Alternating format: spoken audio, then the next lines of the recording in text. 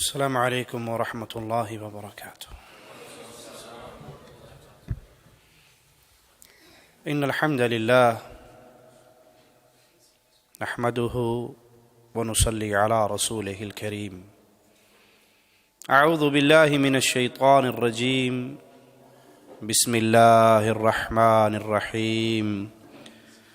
وكيف أخاف ما أشركتم ولا تخافون أنكم أشركتم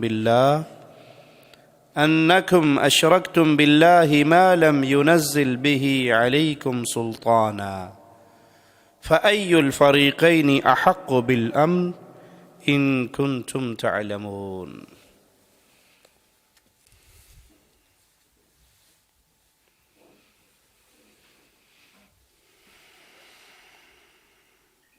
اللہ رحمان و رحیم ہے، جس نے اپنے بندوں کی ہدایت کے لیے ہر دور میں انبیاء کے سلسلے کو جاری فرمایا،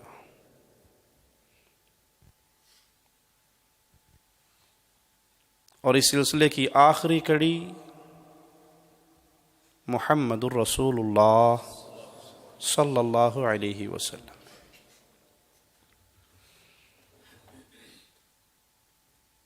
پیارے حبیب امام الانبیاء، اللہ کی طرف سے بھیجے ہوئے رسولوں میں آخری رسول، کلام الہی قرآن حکیم، اللہ مالک کی طرف سے بھیجی ہوئی کتابوں میں آخری کتاب، اور امت محمد الرسول اللہ صلی اللہ علیہ وسلم امتوں میں آخری امت ہے.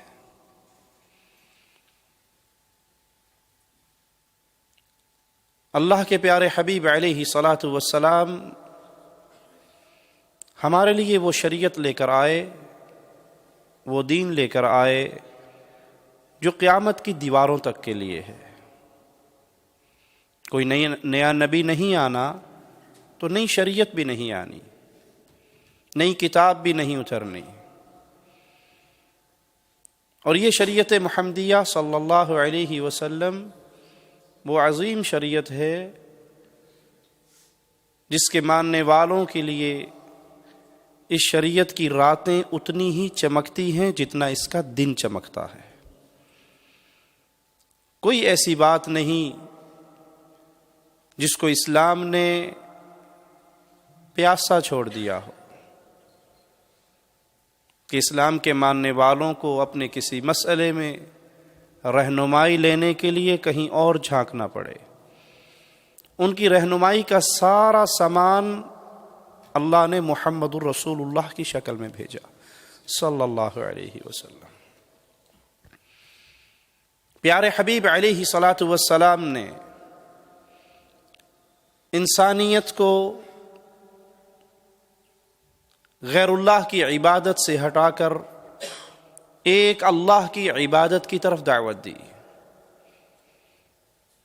اس دور میں لوگوں کے ماتھے مورتیوں کے سامنے جھکے ہوئے تھے، بتوں کے پجاری تھے، غیر اللہ کی عبادت میں مگن تھے.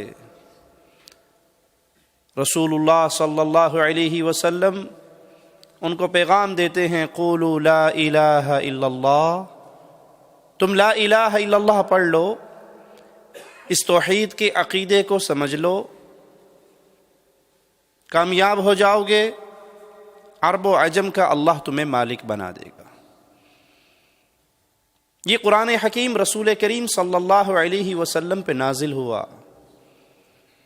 پیارے حبیب علیہ الصلاۃ والسلام کے فرامین، آپ کا اعمال، آپ کی احادیث، وہ اس قرآن حکیم کی بہترین تفسیر. تو خالص اسلام کہلائے گا اللہ کا کلام اور رسول اللہ صلی اللہ علیہ وسلم کا فرمان. اور اس اسلام کو جیسے سب سے پہلے امام کائنات سے آپ کے پیارے اصحاب نے سیکھا، قرآن حکیم اور احادیث رسول کو سمجھنے کا وہ منہج جو صحابہ نے لیا، یہ خالص دین ہے. اس میں کوئی ملاوٹ نہیں. مثال دے کے سمجھا دیتا ہوں. خالص دودھ کسے کہا جاتا ہے؟ جو بھینس کے تھنوں سے نکلے، جس میں کوئی ملاوٹ نہ ہو، یہ خالص دودھ ہے. اور اگر اس دودھ میں کوئی گھڑے کا پانی ملا دے، کوئی نلکے کا ملا دے، کوئی دریا کا ملا دے، کوئی چشمے کا ملا دے، خالص رہے گا؟ نہیں رہے گا. اور اگر کوئی یہ کہے کہ نہ تو میں گھڑے کا ملاتا ہوں نہ نلکے کا، میں زمزم ملا کے دودھ بیچتا ہوں، یہ خالص ہوگا؟ بلکہ اسے کیا کہا جائے گا؟ اے وڈا فراڈی ہے. کیوں؟ یہ زمزم کے نام پہ دھوکہ دے رہا ہے. گھڑے کے پانی والا دودھ تو کوئی نہیں لے گا، لیکن زمزم کے نام پہ کچھ لوگ دھوکے میں آ جائیں گے کہ زمزم بڑا اچھا پانی ہے. آپ نے بھلے زمزم ملایا لیکن دودھ کو اصل اوریجنل نہیں رہنے دیا. اوریجنل دودھ وہی ہے جو بھینس کے تھنوں سے برتن میں اکٹھا ہوتا ہے. خالص اسلام وہی ہے جو کتاب اللہ اور سنت رسول اللہ صلی اللہ علیہ وسلم میں موجود ہے. اس قرآن و حدیث کے تھامنے والوں کو اہل سنہ کہا جاتا ہے، اہل الحدیث کہا جاتا ہے. جن کو اللہ مالک نے 2 ہاتھ دیے ہیں، ایک ہاتھ میں اللہ کی کتاب اور دوسرے ہاتھ میں رسول اللہ صلی اللہ علیہ وسلم کی سنت، آپ کی احادیث. تیسرا ہاتھ دیا اللہ نے تو تیسری چیز بھی نہیں دی. تو خالص مسلم، خالص مسلمان وہ ہے جو کتاب و سنت کی خالص دعوت کو سنبھال لے، جو صحابہ کے منہج اور سلف کے راستے پہ چلتے ہوئے اللہ کی کتاب اور رسول اللہ صلی اللہ علیہ وسلم کی سنت کو سمجھے. پھر اس میں جو ملاوٹ کرنے والے آئیں، ان ملاوٹیوں کی ملاوٹ سے اپنے دین کو پاک رکھے، اپنے دین کو محفوظ رکھے. ان کو اہل الحدیث کہا جاتا ہے، ان کو طائفہ منصورہ کہا جاتا ہے، انہیں اہل حق کہا جاتا ہے. اور یاد رکھنا، اہل حق دھرتی پہ ایک ہوا کرتے ہیں، 2 نہیں ہوا کرتے.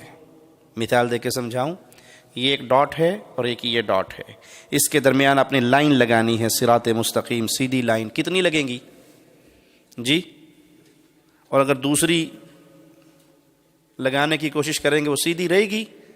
وہ جلیبی طرح سیدھی ہوئے گی، ویسے سیدھی نہیں ہوئے گی، ٹیڑھی ہو جائے گی، اس میں ٹیڑھ آئے گا.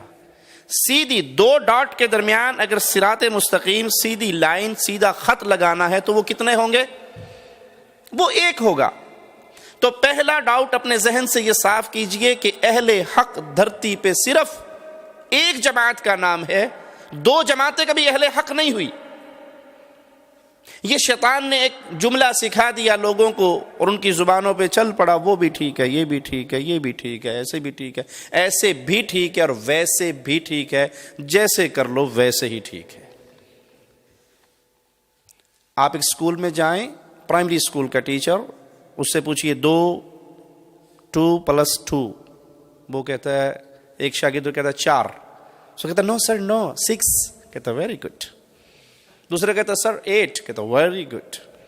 کیا خیال ہے، اس ٹیچر کی چھٹی ہوگی؟ پرنسپل کو شکایت لگے گی تو، یا کہے گا سب سے سیاسی ٹیچر میرا یہی ہے، کسی کو ناراض نہیں کرتا، 2 بھی ٹھیک ہے، 4 بھی ٹھیک ہے، 6 بھی ٹھیک ہے، 8 بھی ٹھیک ہے.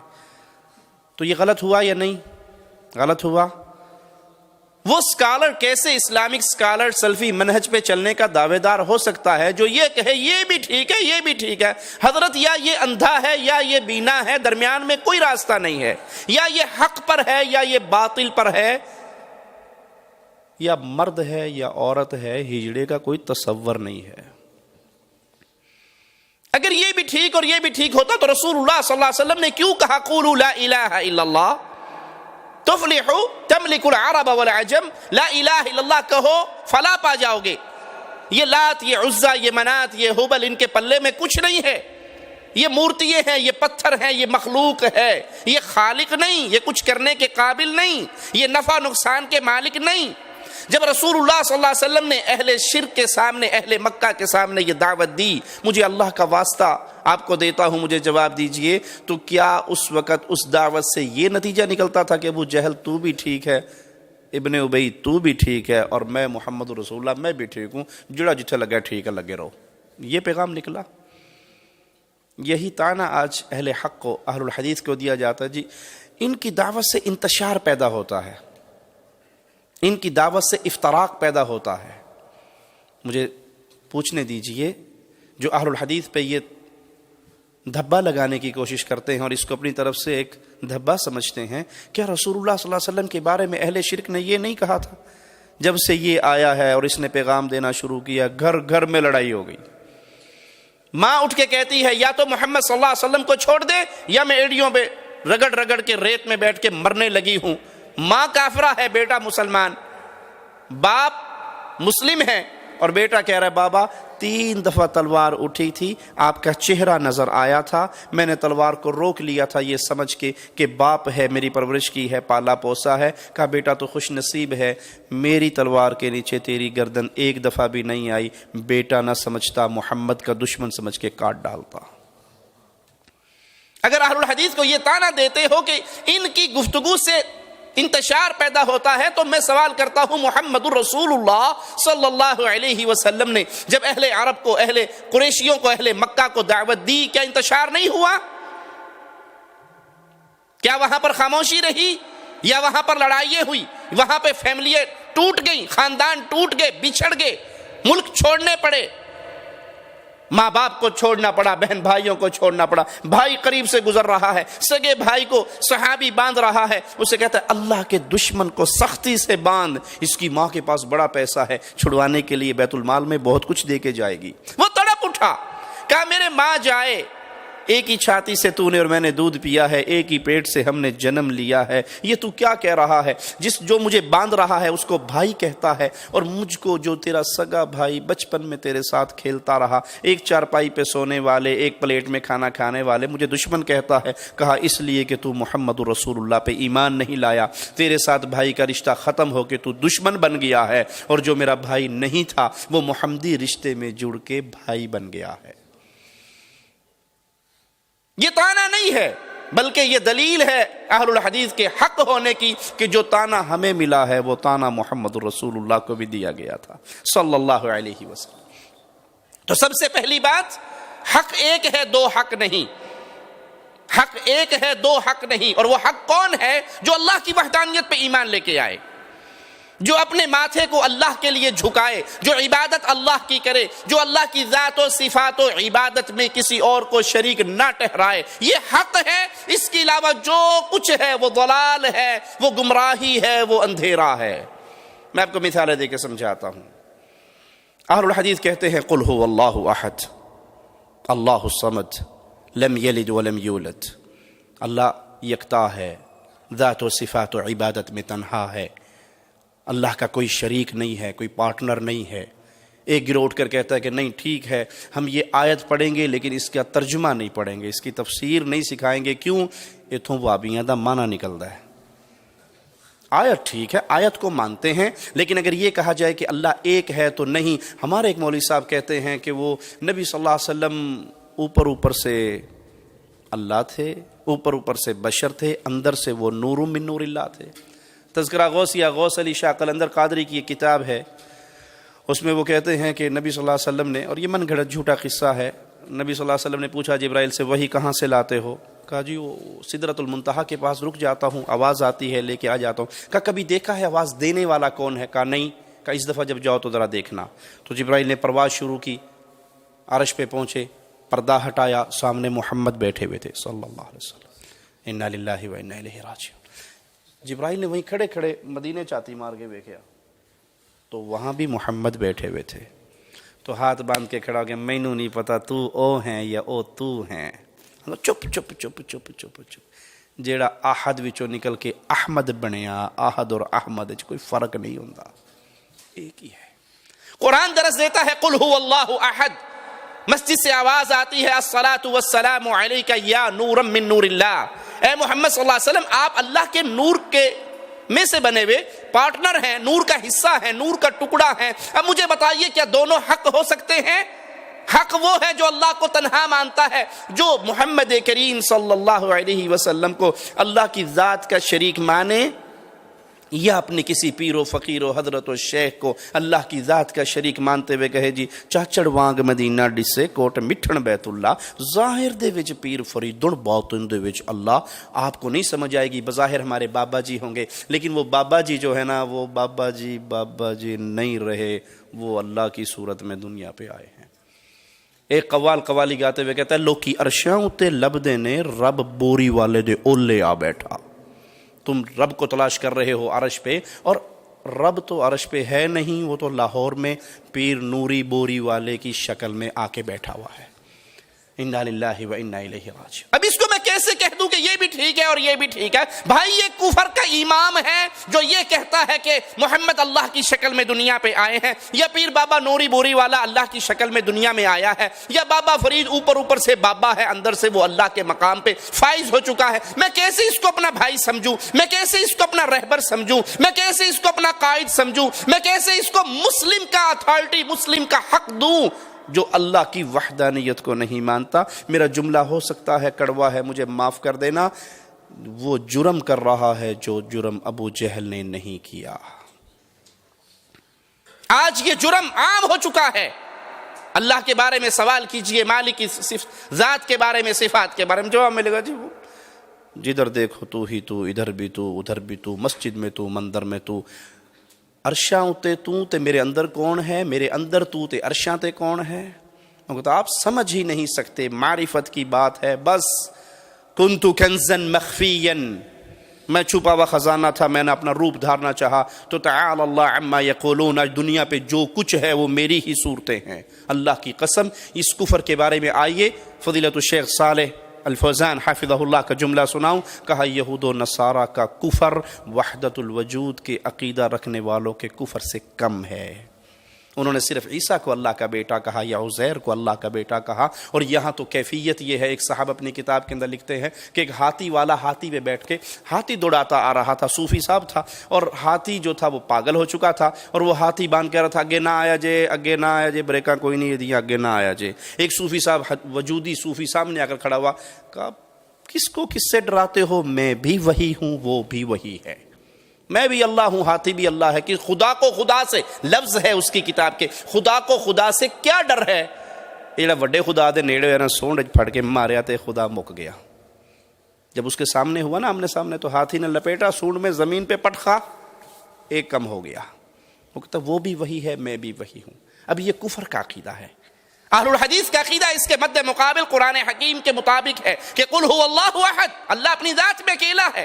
اب جو اللہ کی ذات میں کسی اور کو شریک سمجھتا ہے، اس کو مومن کا پروٹوکول نہیں مل سکتا، اس کو مسلم کا پروٹوکول نہیں مل سکتا، اس کے ساتھ رشتے ناتے پیار محبت دوستیاں عزتیں نہیں ہو سکتی۔ اس سے تعلق رکھنے کی ایک ہی وجہ ہے مومن کے پاس کہ میں نے اس کو اسلام کی روشنی کی طرف بلانا ہے، اس کے علاوہ کوئی اور۔ اس سے آگے چلیے، وہ کہتے ہیں جی ٹھیک ہے اس کو چھوڑیے، آگے چلتے ہیں۔ اللہ کے نبی صلی اللہ علیہ وسلم بھی نور ہیں، اللہ بھی نور ہے، اللہ کے نبی کو بھی علم غیب ہے، اللہ کو بھی علم غیب ہے، اللہ کے نبی بھی مشکل کشا ہیں، اللہ بھی مشکل کشا ہے، اللہ کے نبی بھی فریاد رس ہیں، اللہ بھی فریاد رس ہے، نبی کے اختیار میں بھی سارا کچھ ہے، علی کے اختیار میں بھی سارا کچھ ہے، ولی کے اختیار میں بھی سارا کچھ ہے۔ اللہ نے اپنے بندوں کو دے دیا ہے۔ وہ قوالی گاتے ہوئے کہتا ہے کہ خدا کے پلے میں سوائے وحدانیت کے کیا رکھا ہے، جو لینا ہے وہ لے لو در مصطفیٰ سے۔ یہاں تو در مصطفیٰ آپ قاسم ہیں، آپ بانٹ رہے ہیں، غیب بھی آپ کے پاس، رزق بھی آپ کے پاس، قوت بھی آپ کے پاس، خزانے بھی آپ کے پاس۔ ایک فریق اس دعوے کا دعوے دار ہے اور ایک فریق کہتا ہے کہ نہیں، قرآن نے کہا ہے یا ایھا الناس، اے لوگو، یا ایھا الذین آمنوا نہیں کہا، اہل کتاب کو خطاب نہیں کیا، بلکہ یا ایھا الناس، اے انسانیت، جس میں پوری انسانیت کو سمیٹ لیا میرے مولا و مالک و خالق نے۔ کہا تم انتم الفقراء الی اللہ، تم سارے منگتے ہو اللہ کے، فقیر ہو اللہ کے، سوالی ہو اللہ کے۔ انبیاء نے بھی اللہ سے مانگا،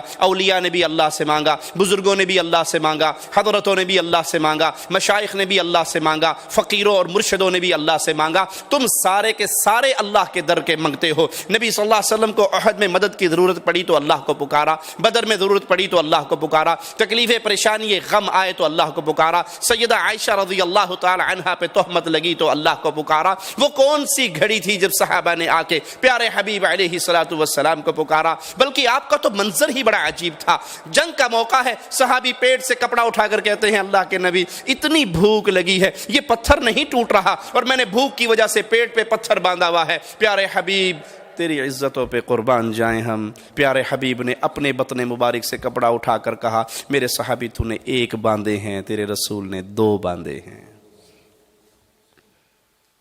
وہ رسول کریم صلی اللہ علیہ وسلم کو اللہ والی صفات دیں، اللہ کے انبیاء کو، اللہ کے اولیاء کو، اللہ کے پیاروں کو اللہ والی صفات دیں، اللہ کی عبادت کا شریک بنائیں کہ سجدے اللہ کے لیے بھی تو ولیوں کے لیے بھی، سجدے پیروں کے لیے بھی اور اللہ کے لیے بھی، ذبح اللہ کے لیے بھی اور بزرگوں کے لیے بھی، اور پھر یہ سمجھ لیا جائے کہ یہ بھی حق پہ ہیں اور یہ بھی حق پہ ہیں۔ سارے راستے جنت کو جا رہے ہیں، کوئی کسی راستے سے جا رہا ہے، کوئی کسی راستے سے جا رہا ہے۔ جنت کا ایک ہی راستہ ہے جو محمد الرسول اللہ دے کر گئے ہیں، باقی سارے راستے بند ہو چکے ہیں۔ آئیے اللہ مالک کا کلام سنتے ہیں، قرآن حکیم کی آیات سنتے ہیں۔ ابراہیم علیہ السلام نے جب اپنی قوم کو دعوت دی اور قوم نے جھگڑا کیا تو وہ جواب میں کہتے ہیں وَلَا أَخَافُ مَا تُشْرِكُونَ بِهِ إِلَّا أَن يَشَاءَ رَبِّي شَيْئًا، میں جن کو تم اللہ کا شریک بناتے ہو میں ان سے بالکل نہیں ڈرتا۔ کیوں؟ مجھے کوئی غم نہیں پہنچ سکتا سوائے اس غم کے جو اللہ نے میرے نصیب میں لکھ دیا ہے۔ تمہارے بابے، تمہارے مرشد، تمہارے حضرت میرا کچھ نہیں بگاڑ سکتے، میرا کچھ نہیں بگاڑ سکتے۔ یہ اہل شرک کے دیوتا اتنے ہی مجبور ہیں جتنے اہل شرک خود مجبور ہیں، میں ان سے نہیں ڈرتا۔ وسع ربی کل شیء علما، میرے رب نے ہر چیز کو اپنے علم کے اعتبار سے گھیرا ہوا ہے۔ اور پھر سوال کرتے ہیں اپنی قوم سے وَكَيْفَ أَخَافُ مَا أَشْرَكْتُمْ وَلَا تَخَافُونَ أَنَّكُمْ أَشْرَكْتُمْ بِاللَّهِ مَا لَمْ يُنَزِّلْ بِهِ عَلَيْكُمْ سُلْطَانًا، تم مجھے ڈراتے ہو، ان سے، ان مردوں سے ڈراتے ہو کہ ہمارا بابا ٹانگ توڑ دے گا، ہمارا بابا مار دے گا، ہمارا بابا اگر 11ویں والا دودھ نہیں دیا تو مجھ ہی مار دے گا، تم ان سے مجھے ڈراتے ہو۔ حالانکہ ڈرنا تو تمہیں چاہیے کہ تم زندہ اللہ کو چھوڑ کر مردے کو داتا کہہ رہے ہو، زندہ اللہ کو چھوڑ کر مردے کو بری کرنے والا مان رہے ہو، زندہ خالق و مالک کو بھلا کر مردے کو مشکل کشا سمجھ رہے ہو۔ وہ مردہ بیچارہ جو قبر میں دفن ہوا، جو استنجا نہ کر سکا، غسل نہ کر سکا، کفن نہ پہن سکا، چل کے قبرستان نہ جا سکا، قبر میں اتر نہ سکا، قبر کو بند نہ کر سکا، قبر پہ لوگ آئے چلے گئے، رات ہوئی تو اسی قبر پہ کتا بھی پھر رہا ہے، جانور بھی پھر رہے ہیں، بابا اندر پڑا ان کو نہ ہلا سکا، نہ ہٹا سکا، اس مجبور سے تم اہل توحید کو ڈراتے ہو کہ بابا یہ کر دے گا۔ حالانکہ تمہیں ڈرنا چاہیے کہ جس نے تمہیں ماں کے پیٹ میں رزق دیا، ماں کے پیٹ سے باہر لایا،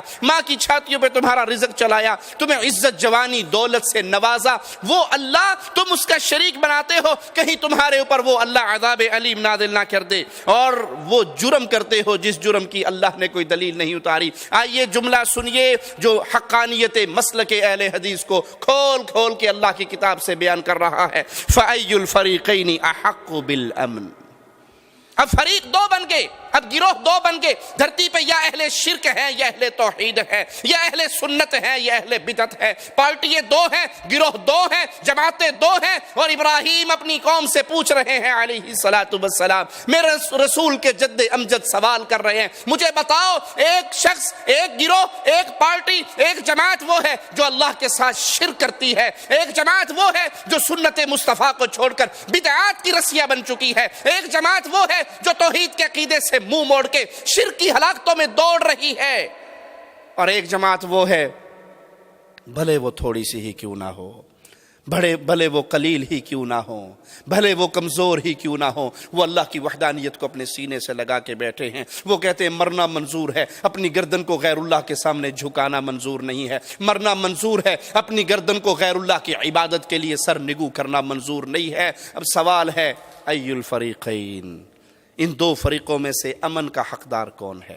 ان 2 پارٹیوں میں سے حق پہ کون ہے؟ ایک پارٹی جو اللہ کی عبادت میں شرک کرتی ہے، دوسری پارٹی جو اللہ کی وحدانیت کو تسلیم کرتی ہے۔ اور پھر آواز سنیے، قرآن حکیم کی مالک فرماتا ہے الذین آمنوا ولم يلبسوا ایمانهم بظلم اولئک لهم الامن وهم مہتدون، جو ایمان لے کر آئے، ایمان لانے کے بعد پھر وہ اپنے ایمان کو شرک کے ساتھ خلط ملط نہ کریں، جب یہ معاملہ کر لیں ان کے لیے اللہ مالک فرماتا ہے امن بھی ہے اور ہدایت بھی ہے۔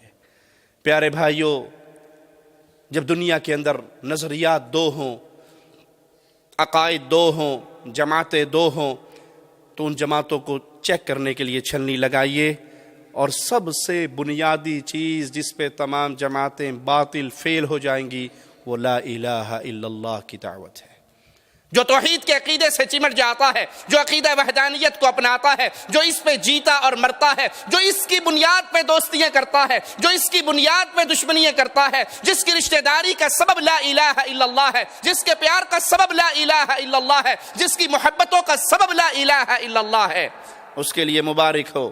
گزرنے والا گزر رہا ہے، پوچھنے والا پوچھتا ہے کہاں جا رہے ہو؟ کہا اس بستی میں جا رہا ہوں۔ کہا کیوں؟ کہا فلاں ابن فلاں کی زیارت کرنے کے لیے جا رہا ہوں۔ کہا رشتہ دار ہے؟ کہا نہیں۔ دوست ہے؟ نہیں۔ کوئی اس نے احسان کیا جس کا بدلہ اتارنے جا رہے ہو؟ کہا نہیں۔ کوئی قرضہ لینا دینا ہے؟ کہا نہیں۔ پھر کیوں جاتے ہو؟ کہا وہ لا الہ الا اللہ پڑھتا ہے اور میں بھی لا الہ الا اللہ پڑھتا ہوں، وہ موحد ہے میں موحد ہوں، وہ اہل توحید میں سے ہے میں اہل توحید میں سے ہوں، میرا اس کے ساتھ دنیا کا کوئی لالچ نہیں، طمع نہیں ہے، میں صرف اللہ کو راضی کرنے کے لیے اس کے چہرے کا دیدار کرنے جا رہا ہوں۔ جواب دینے والا دیتا ہے میں اللہ کا فرشتہ ہوں، تجھے یہ خوشخبری دینے کے لیے آیا ہوں، تو اللہ کے لیے اس سے محبت کرتا ہے، اب اللہ تجھ سے محبت کرتا ہے۔ اس کے پیچھے بنیاد ہے، اس کے پیچھے نظریہ ہے کہ لا الہ الا اللہ پڑھا تو میرا بھائی بنا، میرا دوست بنا، میرا عزیز بنا، میرا پیارا بنا۔ اور اگر لا الہ الا اللہ نصیب نہیں ہے، توحید نصیب نہیں ہے، عقیدہ سلف نصیب نہیں ہے، بدعات اور شرکیات کا رسیہ بن چکا ہے، تو یہ سگا بھی ہوگا تو یہ میرا پیارا۔ لا تجد قوم یؤمنون باللہ والیوم الآخر، کبھی بھی اہل ایمان، آخرت پہ ایمان لانے والے، اللہ کی وحدانیت کو ماننے والوں میں سے ایسے لوگ نہیں پاؤ گے وہ ان سے محبت کریں جو اللہ کا دشمن ہو، بھلے وہ باپ ہو، بھائی ہو، عزیز ہو، پیارا ہو، قریبی ہو۔ یہ وہ بنیادی چیز ہے جو آج کے دور میں اگر یہ کہا جائے مٹتی جا رہی ہے تو شاید میرا جملہ غلط نہ ہوگا۔ لا الہ الا اللہ کی بنیاد پہ دوستی، لا الہ الا اللہ کی بنیاد پہ محبتیں، لا الہ الا اللہ کی بنیاد پہ تعلقات، لا الہ الا اللہ کی بنیاد پہ معاشرے کی تشکیل۔ اور جب اس بنیاد پہ دوستی ہوتی ہے، محبت ہوتی ہے، وہ بتاؤں کتنی گہری ہوتی ہے اور اس میں کتنی خیر و برکت ہوتی ہے۔ عبد الرحمن ابن عوف رضی اللہ عنہ وارضا، جس انصاری کا آپ کو بھائی بنا دیا گیا، تاریخ اس کی مثال پیش کرنے سے قاصر ہے۔ وہ انصاری بھائی کہتا ہے عبد الرحمن میرا باغ ہے، تم دیکھ لو، میں اس کے دو حصے کر دیتا ہوں، ایک تم لے لو، جو چھوڑو گے وہ میں لے لوں گا۔ میری دو بیوییں ہیں، تم دیکھ لو، جو تم چاہو گے اسے طلاق دے دوں گا، عدت گزار کے وہ تم سے نکاح کر لے گی، جو چھوڑو گے وہ میرے نکاح میں باقی رہے گی۔ کہا اللہ تیرے مال میں بھی برکت دے، اللہ تیری بیویوں میں بھی برکت دے، دلونی علی سوق المدینہ، مجھے تو صرف مارکیٹ بتاؤ، بازار کہاں ہے، میں کاروباری آدمی ہوں، اپنا معاملہ ٹھیک کر لوں گا، مجھے بازار بتا دو۔ بازار میں گئے، کاروبار کیا، اللہ نے برکت دی، اتنی برکت دی کہ چند دنوں کے بعد ہی پیارے نبی صلی اللہ علیہ وسلم زعفران کی خوشبو دیکھتے ہیں سیدنا عبد الرحمن پر۔ کہا یہ کیا ہے؟ کہا میں نے شادی کر لی۔ کہا سبحان اللہ، شادی کر لی، مہر کتنا دیا؟ کہا سونے کی کھجور کی گٹھلی کے برابر میں نے سونا مہر دیا۔ کہا پھر ولیمہ بھی ضرور کرنا عبد الرحمن، لگتا ہے کہ تم مٹی میں ہاتھ ڈالتے ہو، اللہ اس کو بھی سونا بنا دیتا ہے۔ کہا میرے رسول کی دعا کی یہ برکت ہوئی، میں نے اگر پھر کبھی مٹی میں بھی ہاتھ ڈالا، یعنی ایسے کاروبار میں ہاتھ ڈالا جس میں پرافٹ کی کوئی امید نہیں تھی، رب نے وہاں سے بھی سونا ہی عطا کیا۔ یہ محبت، یہ پیار جو لا الہ الا اللہ کی بنیاد پہ ہوا، اس کی تاریخ میں مثال نہیں۔ لیکن آج یہ محبتیں ختم ہو گئیں، آج یہ پیار ختم ہو گئے۔ آج تو پیار کی بنیاد وطنیت ہے، قومیت ہے، اے جاٹا ہے تو میں جاٹا، یہ کشمیری ہے میں کشمیری ہوں، یہ پاکستانی میں پاکستانی، یہ کالا میں کالا، یہ گورا میں گورا۔ ہماری دوستیوں اور محبتوں کی بنیاد یہ بن گئی۔ کہیں پہ سیاست ہماری دوستیوں کی بنیاد ہے، کہیں پہ مفادات ہماری دوستیوں کی بنیاد ہے۔ اور اگر اس کو دنیا کے اصولوں پر بھی لا کے پرکھیں گے آپ تو عجیب مسئلہ آپ کو سمجھا دوں۔ باپ کے دشمن کو گلا لگانے کے لیے ہم تیار ہیں، بھلے وہ اسی سیاسی جماعت سے کیوں نہ ہو جس جماعت سے میں ہوں۔ ماں کے دشمن کے ساتھ محبت کرنے کو تیار ہیں، حالانکہ وہ اسی پارٹی کا کیوں نہ ہو جس پارٹی کا میں ہوں، وہ اسی ایم این اے کو ووٹ دینے والا ہو جس کو میں دینے والا، لیکن وہ میری ماں کا دشمن، وہ میرے باپ کو گالی دینے والا، میری قوم کو گالی دینے والا، ہماری غیرت گوارا کرے گی؟ بلکہ بعض دفعہ پارٹیاں اس لیے چھوڑ دی جاتی ہیں کہ اس پارٹی میں میرا دشمن آ گیا، شریک آ گیا، اس دشمن کی وجہ سے پارٹی چینج کر لی جاتی ہے۔ اور ایک وہ دشمن ہے جو رب کو گالیاں دیتا ہے، ایک وہ دشمن ہے جو اللہ کی وحدانیت میں شرک کی ملاوٹ کا جرم کرتا ہے، ایک وہ دشمن ہے جو آواز لگاتا ہے، قوالیاں گاتا ہے اور کہتا ہے زہرا کو دلہن بناؤ دوستو کہ ہم نے حیدر کرار کو دلہا بنایا ہے، لڑکا ہے خدا کے گھر کا، لڑکی ہے مصطفیٰ کے گھر کی۔ اور ہم کہتے ہیں کوئی بات نہیں، سیاسی طور پہ تو ہماری جماعت کا ہے نا، مذہبی طور پہ تو بعد کی باتیں ہیں، وہ حالات ایسے نہیں ہیں کہ اس طرح کی گفتگو کی جائے۔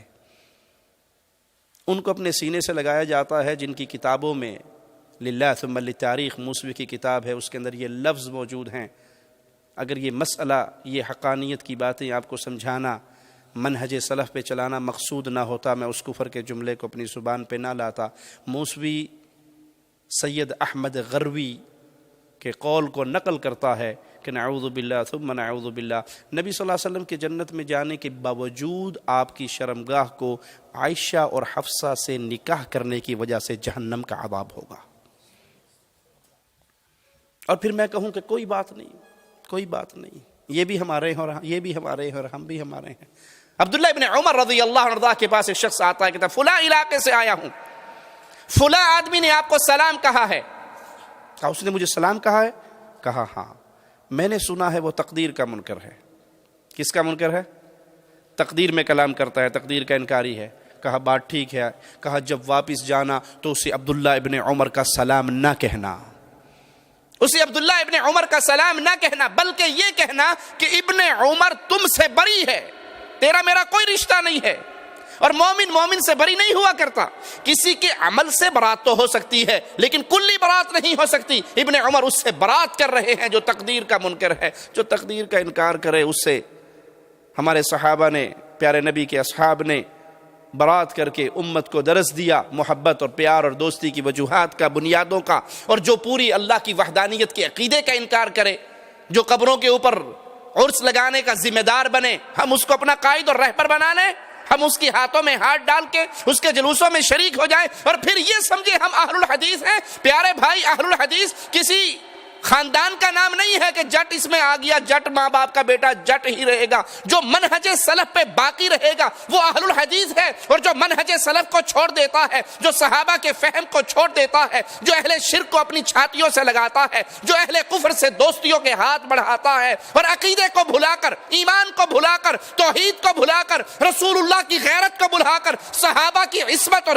عزت کو بھلا کر، امہات المومنین کی عزتوں کو بھلا کر وہ کہتا ہے مفادات ہے، معاملات ہیں، حالات ہیں، تقاضے ہیں، تو اللہ کی قسم اسے اجازت ہے جو چاہے کرے، لیکن اپنے نام کے ساتھ اہل الحدیث کے نام کو بدنام نہ کرے۔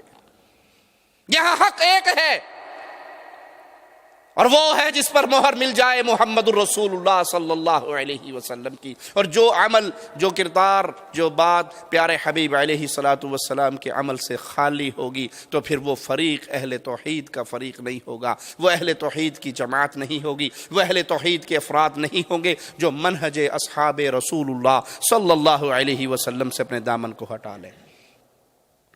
ایک محدث کو بتایا جاتا ہے فلاں بدعتی مرا، فلاں اہل سنت کے نوجوان نے اس کے جنازے کو کندھا دیا، کہا جب یہ مرے گا تو مجھے بتانا، میں اس کو غسل بھی نہیں دوں گا۔ جو اللہ کی وحدانیت کے عقیدے کو شرک کی غلاظتوں سے برباد کرنے پہ تلا ہوا ہو، جو رسول اللہ صلی اللہ علیہ وسلم کی سنت کو بدعات کے ذریعے مٹانے کے در پہ ہو، میں اس ایمان و عقیدے کو بھلا کر اس کو اپنے ساتھ لگا کے چلوں اور پھر یہ سمجھوں کہ میں حق پہ چل رہا ہوں، تو اللہ کی قسم یہ خواب ہے، یہ حقیقت نہیں ہے۔ حق یہ ہے کہ تولا جائے گا عقائد کو، پرکھا جائے گا اصحاب رسول اللہ صلی اللہ علیہ وسلم کے راستے کو۔ پیارے حبیب علیہ السلام کا، آپ کے اصحاب کا منہج آپ کے سامنے ہے، ایک ایک مسئلے میں وہ دلیل تلاش کیا کرتے تھے رسول اللہ صلی اللہ علیہ وسلم کے عمل کی، آپ کے فرمان کی۔ کسی صحابی کا کوئی عمل، کوئی قول اگر انہیں پتہ لگ جاتا یہ حدیث کے خلاف ہے، اس سے رجوع کرتے تھے یا نہیں؟ 3 صحابہ آئے تھے نبی صلی اللہ علیہ وسلم کے گھر میں، 3 افراد آئے تھے اصحاب میں سے، ایک نے کہا تھا ساری رات جاگوں گا، دوسرے نے کہا تھا شادی نہیں کروں گا، تیسرے نے کہا تھا افطاری نہیں کروں گا، مسلسل روزے رکھوں گا۔ پیارے نبی صلی اللہ علیہ وسلم کو خبر ہوئی، آپ آئے، روکا، منع کیا اور کہا میں سب سے زیادہ اللہ سے ڈرنے والا ہوں، سب سے زیادہ اللہ کی معرفت رکھنے والا ہوں، میں نماز بھی پڑھتا ہوں، رات کو سوتا بھی ہوں، روزے بھی رکھتا ہوں، افطار بھی کرتا ہوں، بیوییں بھی ہیں، ان کے حق بھی ادا کرتا ہوں۔ من رغب عن سنتی فلیس منی، جس نے میرے راستے کو چھوڑ دیا اس نے محمد کریم صلی اللہ علیہ وسلم کی راہ کو چھوڑ دیا۔ تو صحابہ کا طرز کیا تھا کہ حرف آخر، آخری بات کس کی ہے؟ پیارے حبیب محمد رسول اللہ صلی اللہ علیہ وسلم کی۔ آپ کے سامنے ایک ایسا شخص آتا ہے جو کہتا ہے جی بات تو ٹھیک ہے، حدیث میں تو ہے، پر یہ حدیث ہمارے مذہب کے خلاف ہے۔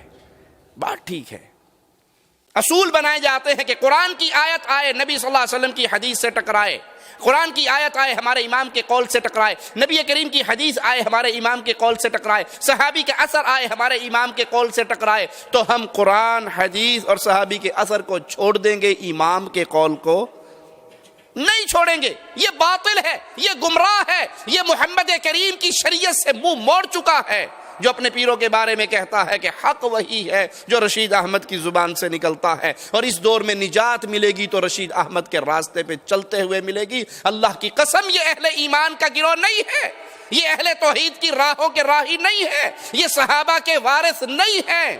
صحابہ کے وارث تو وہ ہیں، ابن عمر کو پتہ لگا بابا نے منع کیا ہے حج تمتع نہ کرو، میں کروں گا۔ تیرے بابا نے منع کیا، کہا قانون میرے بابا کا نہیں، فاطمہ کے بابا کا چلتا ہے۔ یہ صحابہ کا منہج ہے، یہ ان کا عقیدہ ہے، یہ ان کا طرز ہے کہ اگر نبی کی بات سے کسی کی بات ٹکرا جائے، امام مالک رحمہ اللہ درس دیتے ہوئے گئے، ہر کسی کی لی جا سکتی ہے، چھوڑی جا سکتی ہے، سوائے جو یہ قبر میں آرام کر رہے، آمنہ کے لال، اس کی کوئی بات چھوڑی۔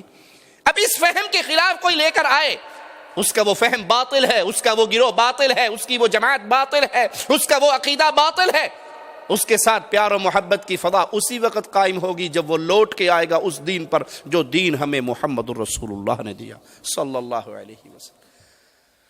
اور خوش نصیب ہے وہ جو فتنوں کے ایام میں پیارے نبی کی لائی ہوئی شریعت سے چمٹ جائے، خوش نصیب ہے وہ جو فتنوں کے ایام میں اس منہج سے چمٹ جائے جو محمد رسول اللہ صلی اللہ علیہ وسلم کا دیا ہوا ہے، اور بد نصیب ہے وہ جو اپنے مفادات کی راہوں میں ایسا ڈوب جائے کہ اسے پیارے نبی صلی اللہ علیہ وسلم کی لائی ہوئی شریعت کا کوئی غم، کوئی فکر نہ رہے۔ اور جو اس فتن کے ایام میں پیارے نبی کی شریعت پہ پورا چلنے کی کوشش کرے، پورا چلے، اس منہج سے چمٹا رہے، اس کی حیثیت کیا ہے؟ آپ علیہ الصلوۃ والسلام نے فرمایا کہ اس کو پھر 50 انسانوں کے برابر اللہ ثواب دے گا۔ کہا 50 ہم میں سے یا ان میں سے؟ کہا بل منکم، تم میں سے۔ اس کو ملے گا جو فتنوں کے ایام میں، جب ہر طرف یہ چل رہی ہے، جب جتنا لگا ٹھیک لگا، کسی نے کچھ نہ کرو، کسی کو کچھ نہ کرو، سوری، حالات، واقعات، معاملات، مفادات، گلاں،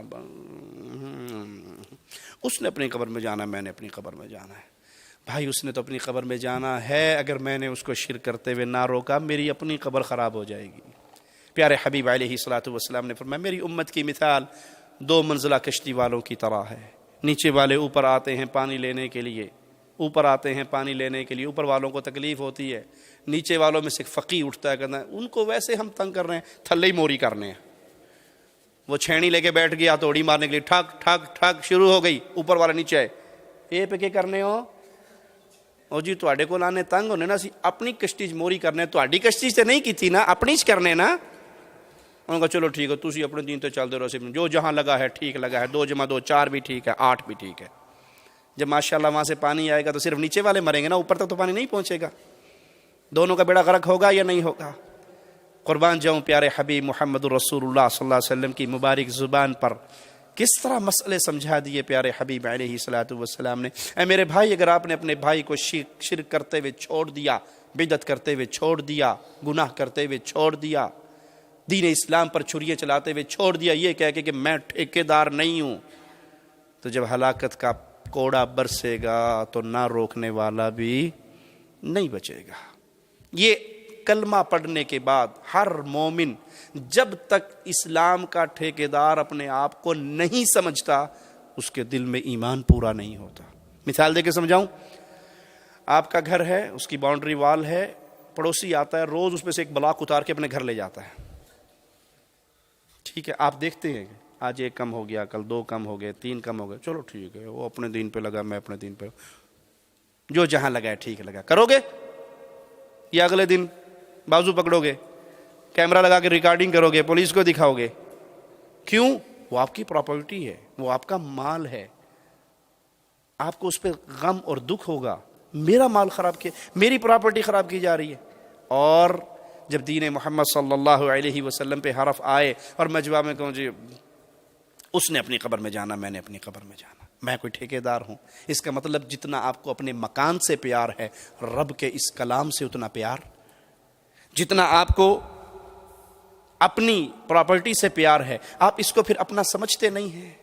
اور جب انسان اس کو جب تک اپنا نہیں سمجھے گا, اس کے لیے محنت کرنے کے لیے کبھی تیار. بلال اس کو اپنا سمجھتے تھے, اسی لیے مار پڑتی تھی زبان سے, احد احد احد. وہ جتنا مارتے تھے اتنا اونچا رب کی وحدانیت کا نعرہ لگاتے تھے. کہنے والے آ کر کہتے تھے دل میں کہہ لے. کہا جو سکون اپنے رب کی وحدانیت کا نعرہ لگانے میں آتا ہے میں اسی طرح لیتا رہوں گا. پھر پیارے حبیب آئے تھے, پوچھا تھا بلال کیا عمل کرتے ہو؟ جنت میں چل رہا تھا, تمہاری جوتیوں کی آواز مجھے رب کی جنت میں آ رہی تھی.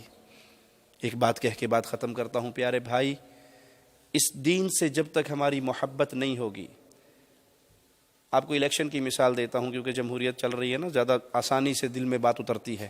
ایک بندہ ووٹ کاسٹ کرتا ہے اور ایک بندہ نعرے لگاتا ہے, اس کا سنگ بیندہ نعرے مار کے آئے گا بھی آئے گا, جیتے گا بھی جیتے گا.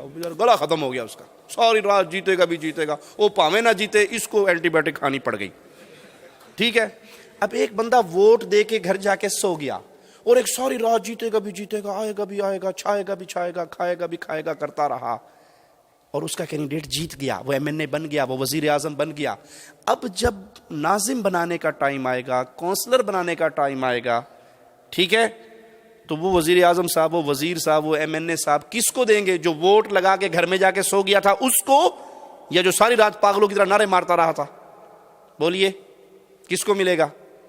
جس نے نعرے مارے, جو راتوں کو جاگتا رہا, جس نے نیندیں قربان کی. ویری سمپل سوال ہے, دل پہ غور کرنا. میں آؤں نماز پڑھ کے گھر جا کے سو جاؤں, توحید کے عقیدے میں شرک کی ملاوٹ ہوتی رہے, سنت بدعات سے بدلی جاتی رہے, اہل توحید اور اہل ایمان اور اہل شرک کے درمیان جو دیواریں کھڑی ہوئی تھی شریعت اسلامیہ میں وہ گرتی رہیں, اور میں کہوں جی نماز پڑھ لیجیے, اللہ اللہ خیر, صلاح نماز پڑھنی چاہیے جی, باقی سب خیر ہے. تو جب قیامت کے دن وزن ہوگا تو کس کا ہوگا؟ اور پیارے بھائی, خوش نصیب ہے وہ جو اللہ کے اس کلام کی محبت کو پا کے اس کو پھیلانے کی کوشش کرتا ہے. یاد رکھیے, یاد رکھیے, اگر کوئی شخص دین اسلام کی خدمت کر رہا ہے اپنی جان سے, اپنی زبان سے, اپنے مال سے, تو وہ کبھی فخر نہ کرے کہ میں نے یہ کر دیا. یہ تیرا کمال نہیں, یہ رب کا فضل ہے کہ اس نے تجھے اپنے دین کا نوکر رکھا ہوا ہے. ہم اسلام کے محتاج ہیں, اسلام ہمارا محتاج, ہم اسلام کی خدمت کرنے پر محتاج ہیں کہ دین کی خدمت کریں, اسلام کی نوکری کریں. اسلام ہمارا محتاج نہیں ہے. تاتاری اسلام کو مٹانے کے لیے اٹھے تھے, انہی میں سے پھر کچھ لوگ کلمہ پڑھ کے مسلمان ہو گئے تھے. اگر ہم اس اسلام کی خدمت نہیں بھی کریں گے, اس کلام الہی کے پیغام کو آگے نہیں بھی بھلائیں گے, اللہ قادر ہے ہم ساروں کو ختم کر کے نئی قوم کو لے آئے گا جن سے اللہ بھی محبت کرتا ہوگا, وہ اللہ سے بھی محبت کرتے ہوں گے. اگر آپ اپنے مال سے, اپنی زبان سے, اپنی قلم سے, اپنی صلاحیت سے, اپنی طاقت سے اس اسلام کی خدمت کرنے میں لگے ہوئے ہیں تو شکر ادا کیجئے اپنے رب کا کہ رب نے آپ کو دین محمد کا خادم بنایا ہے. دین محمد لوگوں کا محتاج نہیں ہے, لوگ محتاج ہیں کہ اپنی آخرت سنوارنے کے لیے اللہ کے کلام کے پیغام کو عام کرے. اللہ سے دعا ہے اللہ ہماری خطاؤں کو معاف فرمائے, اللہ ہماری سیاہ کاریوں کو معاف فرمائے, اللہ ہمیں زندہ رکھے, اسلام پہ رکھے, اللہ ہمیں موت دے تو اس حال میں دے, اللہ ہم سے راضی ہو, ہم اپنے اللہ سے راضی ہوں. اقول قولی ھذا واستغفر اللہ لی ولکم ولسائر المسلمین. عقیدے میں حنفی نہیں ہیں ہم, صرف فقہی مسائل میں کہ ہاتھ یہاں باندھے یا یہاں باندھے یا چھوڑ دیں, جو فقہی مسائل ہیں اس کے اندر ہم حنفی ہیں. عقیدتاً ہم حنفی نہیں ہیں. عقیدے میں ہم ماتریدی ہیں, اشعری ہیں. تصوف میں ہم نقشبندی, چشتی, قادری, سہروردی ہیں. تو امام ابو حنیفہ رحمہ اللہ دیوبندیت کے عقائد سے اور دیوبندیت ان کے عقائد سے برات کرتی ہے۔ امام صاحب رحمہ اللہ کے عقیدے کے مطابق جو شخص اللہ کو عرش پہ نہیں مانتا یا عرش کو آسمانوں پہ نہیں مانتا یا یہ نہیں جانتا کہ اللہ کہاں ہے، عرش پہ ہے، عرش کہاں ہے، زمین پہ ہے یا آسمان پہ ہے، تو امام صاحب ایسے شخص کو کافر کہتے ہیں۔ اور محمود الحسن دیوبندی کی کتاب کے اندر یہ عقیدہ موجود ہے کہ اللہ ہر جگہ پہ ہے، اپنی ذات کے اعتبار سے ہر جگہ پہ ہے۔ یہ امام صاحب کے عقیدے کے بالکل برخلاف عقیدہ ہے۔ تو علماء دیوبند کے عقائد امام ابو حنیفہ کے عقائد پہ نہیں ہیں، بلکہ وہ ابو منصور ماتوریدی اور ابو الحسن اشعری اور سلسلہ نقشبندیہ، چشتیہ، قادریہ، سہروردیہ پر ہے، لہذا ان دونوں کے درمیان بہت فرق ہے۔ اگر یہ عقیدتاً امام صاحب کے عقائد پہ آ جائیں تو اہلاً و سہلاً، اور جو سلف احناف کے اقوال ملتے ہیں۔ اس ساری بحث سے پہلے ایک نقطہ یاد رکھیے کہ ہمارے لیے اتھینٹک چیز صرف محمد الرسول اللہ صلی اللہ علیہ وسلم ہے، وہ پیمانہ ہے، وہ ترازو ہیں۔ اب جو اس کے موافق بولتا جائے گا ہم ان کے ساتھ ہیں۔ امام ابو حنیفہ کا کوئی قول اگر نبی کی بات سے ٹکرا جائے تو امام صاحب نے خود تعلیم دی ہے کہ میری بات کو دیوار میں دے مارنا، نبی کی بات کو سینے سے لگا لینا۔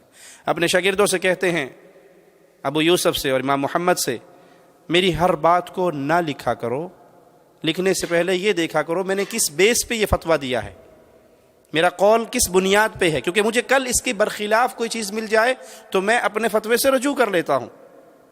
یہ شان امام ابو حنیفہ ہے۔ اور شان امام اعظم محمد رسول اللہ کیا ہے کہ اپنے صحابی کو دیکھا قلم نہیں چل رہی آج ان کی، لکھ نہیں رہے، پوچھا کیوں نہیں لکھتے ہو؟ کہا میرے ساتھیوں نے مشورہ دیا ہے ہر بات نہ لکھا کر، پوچھ کے لکھا کرو۔ اللہ کے نبی صلی اللہ علیہ وسلم آخر وہ بھی تو بشر ہیں، فرمایا واللہ اکتب، اللہ کی قسم لکھ، محمد کے ان ہونٹوں سے سوائے حق کے کچھ ادا نہیں ہوتا صلی اللہ علیہ وسلم۔ نبی صلی اللہ علیہ وسلم فرماتے ہیں شاگرد کو ہر بات لکھ، ابو حنیفہ فرماتے ہیں ہر بات نہ لکھ، فیصلہ خود کر لیجئے۔ تو ہمارے لیے اتھارٹی ہیں رسول اللہ صلی اللہ علیہ وسلم، امام مالک کی، امام شافعی کی، امام احمد کی، امام ابو حنیفہ کی، امام بخاری، مسلم، ابو داؤد، ترمذی، جتنے ائمہ محدثین اسلاف گزرے ہیں، کسی کی بات نبی کی بات سے ٹکرا جائے تو ہم نے نہیں، اس امام نے خود اپنے شاگردوں کو تعلیم دی ہے ہر بندے کی بات لی جا سکتی ہے، چھوڑی جا سکتی ہے، سوائے جو اس قبر مبارک میں آرام فرما رہے ان کی نہیں چھوڑی جا سکتی۔ تو ابو حنیفہ تک بھی اگر آئیں تو علماء دیوبند کے عقائد وہ عقیدے نہیں ہیں جو امام ابو حنیفہ رحمہ اللہ۔ وہ بڑا مشہور ایک شیخ کا واقعہ ہے کہ ان کے پاس ایک شخص آیا، اس نے کہا ما عرفنا علی الحبیب، ہم نے آپ کو نہیں پہچانا، کانا احمد اسما حنفی مسلکا صوفی سلوکا نقشبندی سلسلۃ ماتوریدی عقیدۃ دیوبندی فرقا تبلیغی منہجا۔ دہراؤں، انا احمد اسما حنفی مسلکا صوفی سلوکا نقشبندی سلسلۃ ماتوریدی عقیدۃ دیوبندی فرقا تبلیغی منہجا۔ قال الشیخ خلاص؟ قال نعم، قال مشرک نتیجۃ۔ آپ نے ساری سائڈوں سے جتنی غلط چیزیں ہیں وہ اپنے اندر اکٹھی کر لی تو رزلٹ یہی نکلے گا۔ تو بھائی ہم عقیدتاً بھی محمدی ہیں، فقہاً بھی محمدی ہیں، ہمارے نبی صلی اللہ علیہ وسلم کی احادیث سے جو فقہ ہمیں ملی ہے، عبادات کے طریقے ہمیں ملے ہیں، اس پہ عمل کرتے ہیں۔ ہمارا ایک ایک مسئلے کے اندر ہمارے لیے آئیڈیل امام کائنات، امام اعظم محمد رسول اللہ صلی اللہ علیہ وسلم، آپ کے فرامین کو صحابہ نے جس نظر سے سمجھا وہ فہم ہمارے لیے حجت ہے۔ ہم قرآن و حدیث کو صحابہ سے آزاد ہو کے نہیں سمجھتے بلکہ اسلاف کے منہج کی روشنی میں سمجھتے ہیں۔ جو بات کسی کی قرآن و حدیث کے مطابق ہے وہ میرا بھائی ہے، کسی کی بات قرآن و حدیث سے ٹکرا رہی ہے، امام کائنات سے ٹکرا رہی ہے، وہ کوئی بھی ہو، ہمیں اسلاف نے یہی درس دیا ہے کہ نبی کی بات کو لینا، باقی دوسروں کی بات کو چھوڑ دینا۔ My parents believe in ta'weez. Can you explain how it is wrong? کسی بہن نے پوچھا ہے کہ ان کے ماں باپ جو ہیں وہ تعویذ پر بھروسہ رکھتے ہیں، عقیدہ رکھتے ہیں، تو ان کو کیسے سمجھایا جائے یہ غلط ہے۔ وہ سمجھانے کا طریقہ رسول اللہ صلی اللہ علیہ وسلم کا وہ فرمان ہے، جس نے تعویذ لٹکایا اس نے شرک کیا۔ اگر تو وہ تعویذ شرکیہ ہیں، اگر تو اس میں یا علی مدد، یا رسول اللہ مدد، یا بہاول حق مدد، یا جبرائیل میکائیل اسرافیل ہے، تو یہ غیر اللہ کی پکار ہے، یہ غیر اللہ کی پکار ہے۔ الدعاء هو العبادہ، پکارنا ہی عبادت ہے۔ تو اس نے یا علی کو پکار کر یا حسن حسین کو پکار کر غیر اللہ کی عبادت کی، یہ شرک اکبر ہے۔ یا اس میں گنتی ہے 2 4 5 7، یہ جنات کے نام ہیں، ٹھیک ہے، اب تو نیا تعویذ بھی آ گیا ہے، تھانوی صاحب کی بہشتی زیور میں ایک تعویذ ہے جس میں فرعون، حامان، قارون کے نام بھی ہیں. تو یہ تمام چیزیں غیر اللہ کی طرف اگر ان کو پکارا گیا ہے تو پکار ہے، شرک ہونے کی وجہ سے، غیر اللہ کی پکار شرک ہونے کی وجہ سے یہ غلط ہے. یا کوئی کہہ سکتا ہے کہ اگر تعویذ قرآنی ہیں، غیر قرآنی نہیں ہے، شرکیہ تعویذ نہیں ہے، قرآنی تعویذ ہیں، تب بھی یہ کہا جائے گا کہ قرآنی تعویذ کی تعلیم محمد رسول اللہ صلی اللہ علیہ وسلم نے نہیں دی، یہ سنت نہیں ہے. آپ صلی اللہ علیہ وسلم نے اپنے اصحاب کو طہارت کے طریقے سکھائے ہیں، استنجے کے طریقے سکھائے ہیں، پانی اور مٹی کی موجودگی میں دونوں کے الگ الگ طریقے بتائے ہیں. تو یہ اتنا اہم چیز تھی، آپ نے اپنے اصحاب کو نہیں بتائی، یہ سنت کے خلاف ہے، سنت سے ثابت نہیں ہے. کوئی اس میں حجت پیش کر سکتا ہے کہ جی آپ تو ویسے سختی کرتے ہیں، قرآن شفا نہیں ہے؟ قرآن شفا ہے نا، تو میں نے سورۃ فاتحہ کا تعویذ لٹکا لیا تو کیا حرج ہوا؟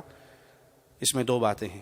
قرآن شفا ہے، جس قرآن نے ہمیں خبر دی کہ یہ قرآن شفا ہے، اسی قرآن نے خبر دی کہ شہد بھی شفا ہے، ہنی بھی شفا ہے نا، اس میں بھی اللہ نے شفا رکھی ہے. اچھا آپ نے آدھا کلو ہنی لیا اور گلے میں بوتل لٹکا لی، ٹھیک کیا ماشاءاللہ. پوچھو کیوں؟ کہ بھائی قرآن میں لکھا ہے کہ شہد میں شفا ہے، میں نے لٹکایا ہوا ہے. تو عقل مند کیا کہے گا؟ بھائی اس کو چاٹنے سے، پینے سے، کھانے سے تب شفا ملے گی. تو ہم کہیں گے قرآن پڑھنے سے، پڑھانے سے، دم کرنے سے، علاج کرنے سے، عمل کرنے سے شفا ملے گی. اچھا پھر قرآن پاک کو واش روم میں جب انسان جائے تو قرآن پاک لے جا سکتا ہے؟ حمام میں نہیں لے جا سکتا. جنبی حالت میں اس کو ہاتھ لگا سکتا ہے، لیکن جس نے فاتحہ کا تعویذ لٹکایا وہ تو واش روم جاتا ہے نا، لے کے جاتا ہے ساتھ، اور اپنی بیگم کے قریب ہوتا ہے، یہ احتلام آتا ہے. تو جنبی حالت میں بھی قرآن، تو یہ قرآن کی توہین کر رہا ہے، اس کی عزت نہیں کر رہا. اگر پھر بھی کوئی کہے کہ نہیں لکھ کے ضرور ہے، لٹکانا چاہیے، کوئی حرج نہیں، کہ جی آپ نے صرف سورۃ فاتحہ لکھ کے لٹکائی. آج کل ایک پاک چھوٹا سا ڈبی سائز قرآن پاک آتا ہے، بہت سمال سائز، میں پورا قرآن لے کے لٹکا لوں وہ نہیں کافی رہے گا، اس میں سارا قرآن ہی آ گیا.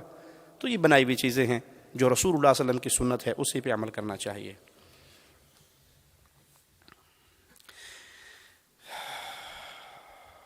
کسی بھائی نے پوچھا ہے علماء دیوبند کے عقائد کے حوالے سے اور ان کے پیچھے نماز پڑھنے کے حوالے سے. ان کے عقائد ان کی اپنی کتابوں میں معروف ہیں، موجود ہیں. علماء دیوبند، میں عامت الناس کی بات نہیں کر رہا، علماء دیوبند عقیدہ وحدت الوجود کے قائل ہیں. تمام علماء اس عقیدے کے قائل ہیں. اس عقیدے کی روشنی میں نعوذ باللہ ثم نعوذ باللہ کائنات کی ہر چیز کو وہ اللہ کی مختلف صورتیں ہی بیان کرتے ہیں. تمام بد عقیدہ صوفیہ کا یہی عقیدہ ہے. ڈاکٹر اسرار اپنی ایک تقریر میں کہتے ہیں کہ آپ ایک لکڑی پکڑ لیں، اس کے کارنر پہ ایک کپڑا باندھیں، اس پہ پیٹرول لگائیں، آگ جلا لیں، وہ لائٹ ہو جائے گی. اس کو سپیڈ سے دائرے میں گھمائیں، دیکھنے والے کو دائرہ نظر آئے گا، حقیقت میں وہ دائرہ نہیں ہوگا. اسی طرح ہمیں بظاہر یہ کائنات نظر آ رہی ہے، حقیقت میں یہ کائنات نہیں ہے، بلکہ نعوذ باللہ یہ اللہ کی عین ہے، اللہ کی غیر نہیں ہے. یہ عقیدہ وحدت الوجود ہے، جس کے کفر ہونے میں امت کے سلف کا اتفاق ہے کہ اس میں کوئی شک نہیں. اور یہ نہیں ہے کہ علماء دیوبند کے یہ پرانے عقائد ہیں، ان کی بکس میں، کتابوں میں لکھے، مر گئے، دفن ہو گئے، ختم ہو گئے. یہ زندہ عقائد ہیں جو آج تک ان کی زبانوں پر رائج ہیں. نہیں یقین تو فضائل صدقات اکثر بھائیوں کے گھر میں آپ کو مل جائے گی، اس کو اٹھائیے. اگر وہ کتب خانہ فیضی لاہور کی چھپی ہوئی ہے تو اس کا پیج 558 اس کو پڑھیے. اس میں وہ لکھتے ہیں اے اللہ معاف فرمانا، جھوٹا ہوں، کچھ نہیں ہوں، تیرا ہی ذل ہے، تیرا ہی وجود ہے، میں کیا ہوں، کچھ نہیں ہوں، جو تو ہے وہ میں ہوں. تعالی اللہ عما یقول، جو تو ہے وہ میں ہوں. میں اور تو خود شرک در شرک ہیں. یہ کاغذ اس کاغذ کا شریک ہے، پارٹنر ہے. یہ بھی کاغذ ہے اور یہ بھی کاغذ ہے. وہ کہتے ہیں اللہ میں اور تو خود شرک در شرک ہے. ہم ہاتھ باندھ کے اپیل کرتے ہیں علماء دیوبند سے، محبت کے ساتھ سوال کرتے ہیں. کسی کو چھیڑنا، طنز کرنا، ٹیز کرنا، گالی دینا، برا کہنا ہمیں محمد کریم نے سکھایا ہی نہیں ہے صلی اللہ علیہ وسلم. ہم تو ادب سے، محبت سے، پیار سے، دلوں کو قریب کرتے ہوئے سوال کرتے ہیں بندہ اللہ کیسے بن گیا؟ بندوں کے سردار ہیں محمد عربی صلی اللہ علیہ وسلم. نماز پڑھ کے قدم مبارک سوج گئے ہیں. سیدہ کائنات سوال کرتی ہے اللہ کے نبی اتنی محنت کر رہے ہو، اللہ نے تو آپ کے اگلے پچھلے سب معاف کیے ہیں، معصوم عن الخطا ہیں، کوئی آپ کے کھاتے میں گناہ نہیں ہے، پھر بھی اتنی لمبی عبادتیں پڑھ کرتے ہو. کہا عائشہ جس اللہ نے اتنا رحم کیا، کیا میں اس کا شکر گزار بندہ نہ بنوں؟ کیا نہ بنوں؟ بندہ نہ بنوں. نبی اپنے آپ کو کیا کہہ کر کے انا عبدہ ورسولہ، میں اس کا بندہ ہوں. جب امام کائنات اتنی عبادتوں کے باوجود بندے رہے تو آج کا کوئی صوفی فنا فی اللہ ہو کر اللہ کیسے بن گیا؟ اس کا جواب کائنات تک آپ کو نہیں ملے گا. یہ ان کے بنیادی عقیدے میں وحدت الوجود کا عقیدہ ہے. یہاں پر ایک شبہ پیش کرتے ہیں جس کا جواب دینا میں ضروری سمجھتا ہوں کہ جی آپ نہیں سمجھتے. آپ کے کچھ بزرگوں کی کتابوں کے اندر بھی وحدت الوجود کے حوالے سے کچھ تحریریں موجود ہیں، فلاں نے یہ لکھا اور فلاں نے یہ لکھا اور فلاں نے یہ لکھا. ہم کہتے ہیں بھائی جیسے تمہارے مولویوں کی کتابوں کو اپنی جوتی کی نوک پہ رکھ کے ٹھوکر مارتا ہوں، ایسے اپنی مولوی کی کتابوں کو بھی جوتی کی نوک پہ رکھ کے ٹھوکر مارتا ہوں. مجھے میرے رب نے دیا ہے یہ کلام الہی. ہمارا کرے تب غلط، تمہارا کرے تب غلط. دنیا بھر کے مولویوں کی کتابوں کو لاؤ، چوراہے میں رکھ کے آگ لگا دو، اس میں مولوی ذکریہ کی کتابیں بھی لے آؤ، نذیر احمد دہلوی کی کتابیں بھی لے آؤ، شاہ اسماعیل کی کتابیں بھی لے آؤ، شاہ ولی اللہ کی کتابیں بھی لے آؤ. پیچھے بچے گا قرآن اور حدیث، اس کو تھام لو، سوائے اہل حدیث کے اور کوئی نہیں رہیں گے. یہ نہیں ہے کہ ہم اپنی بات کا دفاع کریں. نہیں جی وہ چونکے چیکے چنانچہ چونکے وہ ساڈے مولوی نے کیا تو مطلب ہے کوئی نہ کوئی رات ہے. نہیں، جو غلط ہے وہ غلط، میرا کرے تب بھی، آپ کا کرے تب بھی. آج کچھ مولوی اٹھ کر دفاع کرتے ہیں اپنے عقیدہ وحدت الوجود کا قرآن کے ذریعے نہیں، احادیث رسول کے ذریعے نہیں. نہیں جی یہی بات تو آپ کے مولوی صوفی عبداللہ نے لکھی، مثال کے طور پہ انہوں نے لکھی نہیں لکھی، میں مثال دے رہا ہوں. یہی بات شاہ اسماعیل نے صراط مستقیم میں لکھی، یہی بات شاہ ولی اللہ نے انفاس العارفین میں لکھی، یہی بات فلاں نے لکھی. بھائی میں نے کہا بھاڑ میں گئے. کبھی آپ نے ہماری زبان سے سنا کہ آپ اپنے رشید احمد گنگوہی کو چھوڑ کر شاہ اسماعیل کو پکڑ لو، امداد اللہ مہاجر مکی کو چھوڑ کر آپ ہمارے کسی اور بزرگ کو پکڑ لو؟ ہم کہتے ہیں سب کو چھوڑ کر محمد کو پکڑ لو، کوئی لڑائی رہ گئی؟ صلی اللہ علیہ وسلم. سب سے غلطی ہو سکتی ہے. کروڑ بابے بزرگ بھی اکٹھے ہو جائیں تو وہ ہمارے محدثین اولیاء اللہ کے برابر آج کا مولوی نہیں ہو سکتا. جب ہم ان کے بارے میں کہتے ہیں کہ ان کی بھی کوئی بات غلط ہوئی تو اس کو چھوڑا جائے گا، مصطفیٰ علیہ السلام کی بات کو نہیں چھوڑا جائے گا. تو ہمارے اوپر اعتراض اگر کسی نے کرنا ہے، میری بات کو نوٹ کیجئے، ہمارے اوپر اگر کوئی اعتراض کرنا چاہتا ہے تو وہ شاہ اسماعیل کی کتابوں پہ نہ کرے، وہ شاہ ولی اللہ کی کتابوں پہ نہ کرے، وہ کسی اور باب مولوی کی کتاب پہ نہ کرے. جب کتاب اعتراض ہو قرآن پر اور حدیث مصطفیٰ پر تو اہل الحدیث سمجھیں گے کہ ہمارے مذہب پر اعتراض ہوا ہے. ہم سب کتابوں سے بری ہیں، تمہاری بھی اور اپنی بھی. ہم نے اگر حق جانا ہے، جو عرش والے نے اپنا کلام نازل کیا اور جو مدینے والے کی زبان پہ اس کی پیاری تفسیر نازل کی.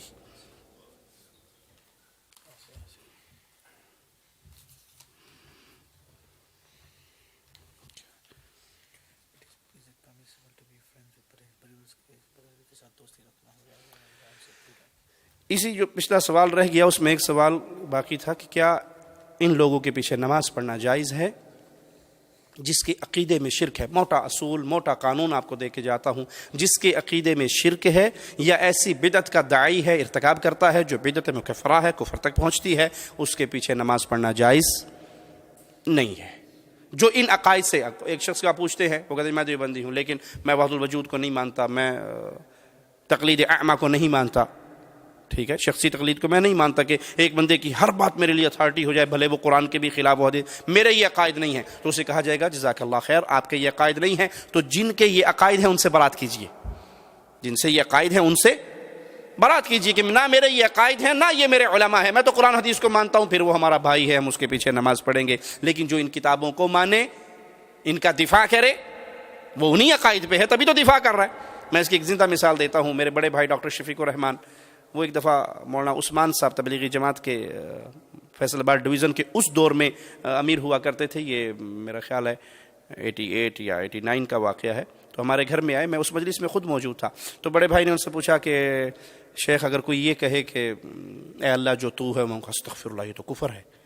کوئی یہ کہے کہ میں وہ بزرگوں کی قبر پہ گیا تو اونٹ پہ بیٹھ کے گئے تھے، وہ قبر والا اندر سے نکلا، اونٹ ذبح کیا، واپس چلا گیا، ہم نے اونٹ کھایا پیا، واپس آ رہے تھے. کسی نے پوچھا تمہیں فلاں ابن فلاں کون ہے؟ کہا میں ہوں. کہا کوئی سودا تو نے کیا اونٹ کا؟ کہا ہوں قبر والے کو بیچا تھا، میرے پہ اودی قبر سی، اودے بدلے اے لیلا. یہ کیا ہے؟ کہا جھوٹ ہے، ڈرامہ ہے، قصہ ہے، کہانی ہے، کچھ نہیں. اس طرح جتنے ان کی کتابوں کے اندر باطل عقائد ہیں وہ بڑے بھائی نے ان کے سامنے پیش کیا. تو وہ ہر بات پہ کہتے رہے غلط ہے، جھوٹ ہے، غلط ہے، شرک ہے، بدعت ہے. جب وہ سارا کیس بیان کر دیا تو بھائی نے پیچھے فضائل اعمال چھپائی ہوئی تھی، وہ نکال کے مولوی صاحب کے سامنے رکھ دی. مجھے وہ سین یاد ہے، مولوی صاحب یوں کر کے بیٹھ گئے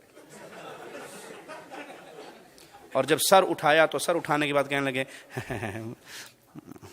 بزرگوں نے لکھا ہے. سوچ سمجھ کے لکھا ہوگا. ہماری عقل وہاں پہ نہیں پہنچتی جہاں بزرگوں کی پہنچتی ہے. میں نے کہا سب کی عقلیں فیل ہو جاتی ہیں جب وہ محمد کی عقل سے ٹکرا جائے. سب کی عقلیں ختم ہو جاتی ہیں جب وہ کلام محمد سے ٹکرا جائے صلی اللہ علیہ وسلم. یہ ذات محمد مصطفیٰ ہے جو جب کہے جو کہے جیسا کہے دین بن جاتا ہے. اور پیارے حبیب کے بعد یہ شان کسی اور کی.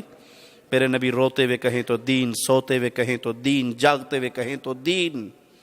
میرے نبی نماز پڑھے تو دین, میرے نبی نماز چھوڑے تو دین, میرے نبی روزہ توڑے تو دین. دلیل مانگیے مجھ سے. پیارے نبی صلی اللہ علیہ وسلم حاجیوں کو تعلیمات کیا دیا آپ نے. عرفہ کے دن جب سورج غروب ہوتا ہے, مغرب کی نماز پڑھی جاتی ہے عرفہ میں جی, بھاگتے ہیں نا مزدلفہ کو. اور نبی صلی اللہ علیہ وسلم کی حدیث کیا ہے, آپ سے پوچھا کہ افضل ترین عمل الصلاۃ علی وقتها, وقت پہ نماز افضل ترین عمل ہے. آج عرفہ میں پڑھو نا مغرب کی نماز کو. نہیں, آج محمد نے نماز چھوڑی تھی یہاں پہ صلی اللہ علیہ وسلم. میرے رسول نماز چھوڑ دے تو چھوڑنا دین بن جاتا ہے. مزدلفہ پہنچے, مغرب عشاء اکٹھی کی. اب کوئی مولوی سے میں تو ساری رات تہجد پڑھاں گا, میں نہیں سونا. تو اسے کیا کہا جائے گا؟ آج سونا دین ہے, آج سونے میں ثواب ہے. کیوں؟ مصطفیٰ سو گئے تھے. میرے نبی جہاد کے لیے جا رہے ہیں, عصر کا وقت ہو چکا ہے, عصر کا وقت گزر چکا ہے, اور آپ پیالہ دودھ کا لے کے اونٹنی پہ سواری کرتے ہوئے اسے پی لیتے ہیں. صحابہ میں سے کچھ صحابہ جو بڑے جوان مرد اور طاقت بھرپور جسم والے, انہوں نے سوچا کہ تھوڑا سا ٹائم رہ گیا ہے, تو ہم یوں کرتے ہیں روزے کو لمبا کرتے ہیں اور پورا وقت پہ افطار کریں گے. ہمارے اندر کمزوری بھی نہیں آئے گی, ویکنیس بھی نہیں آئے گی, بڑے پاورفل ہیں, روزے کا بھی پورا ثواب مل جائے گا اور جہاد کرتے ہوئے بھی کوئی پریشانی نہیں ہوگی. پیارے حبیب کو خبر ملی, فرمایا اولئک العصاۃ, یہ نافرمان ہے, یہ نافرمان ہے, یہ نافرمان ہے. جب محمد نے روزہ افطار کر لیا تو افطار کرنا دین ہے صلی اللہ علیہ وسلم. آپ نے کہا عبداللہ فجر پڑھتے ہی نکل جانا, جمعے کا دن ہے, دیکھتے ہیں کہ عبداللہ سامنے بیٹھے ہوئے. کہا نکلے نہیں. کہ اللہ کے نبی صلی اللہ علیہ وسلم, میں نے نکلتا ہوئے یہ سوچا جہاد پہ جا رہا ہوں, کچھ بھی ہو سکتا ہے, شہید بھی ہو سکتا ہوں, پتہ نہیں واپس لوٹوں یا نہ لوٹوں. جمعے کا دن ہے, آج کیوں نہ جمعہ آپ کے پیچھے پڑھوں, خطبہ آپ کا سنوں, جماعت آپ کی نصیب ہو جائے, مسجد نبوی ہو, آپ خطیب ہوں, آپ امام ہوں, اور میری سواری بڑی تیز ہے, دوڑاتا بجا کے اپنے ساتھیوں کے مل جاؤں گا. کہا عبداللہ جو میرا حکم سن کے نکل گئے تھے, تو احد پہاڑ کے برابر سونا بھی خرچ کرے گا تو ان کے اجر کو نہیں پا سکتا. یہ شان ہے محمد کریم صلی اللہ علیہ وسلم کی, جو کہتے ہیں دین. اور آپ کہتے ہیں جی یہ شان ہے ہمارے بزرگوں نے لکھا ہے, سوچ سمجھ کے لکھا ہوگا, غلط نہیں ہو سکتا. یہ کہاں کا دین ہے؟ یہ اندھی تقلید نہیں. تو پھر ان سے برات لازمی ہے. اگر وہ ان سے برات کرتا ہے تو پھر اس کے پیچھے نماز پڑھی جائے گی, اس کے ساتھ محبت کی جائے گی. اسی طرح بھائی نے پوچھا ہے بریلویوں کے ساتھ دوستی محبت, ہر اہل شرک اور اہل بدعت کے ساتھ تعلق رکھا جائے گا. کس بنیاد پہ؟ دعوت کی بنیاد پہ. ایک یہودی کا گھر ہے, اس سے پوچھا جاتا ہے یہ گھر بیچ دو, عبداللہ ابن مبارک کے پڑوس میں. کہا 2000 درہم کا بیچوں گا, 2000 درہم کا بیچوں گا. کہا اچھا, اس کی مارکیٹ ویلیو تو 2000 نہیں ہے, 1000 ہے, تم ڈبل ریٹ کیوں مانگ رہے ہو؟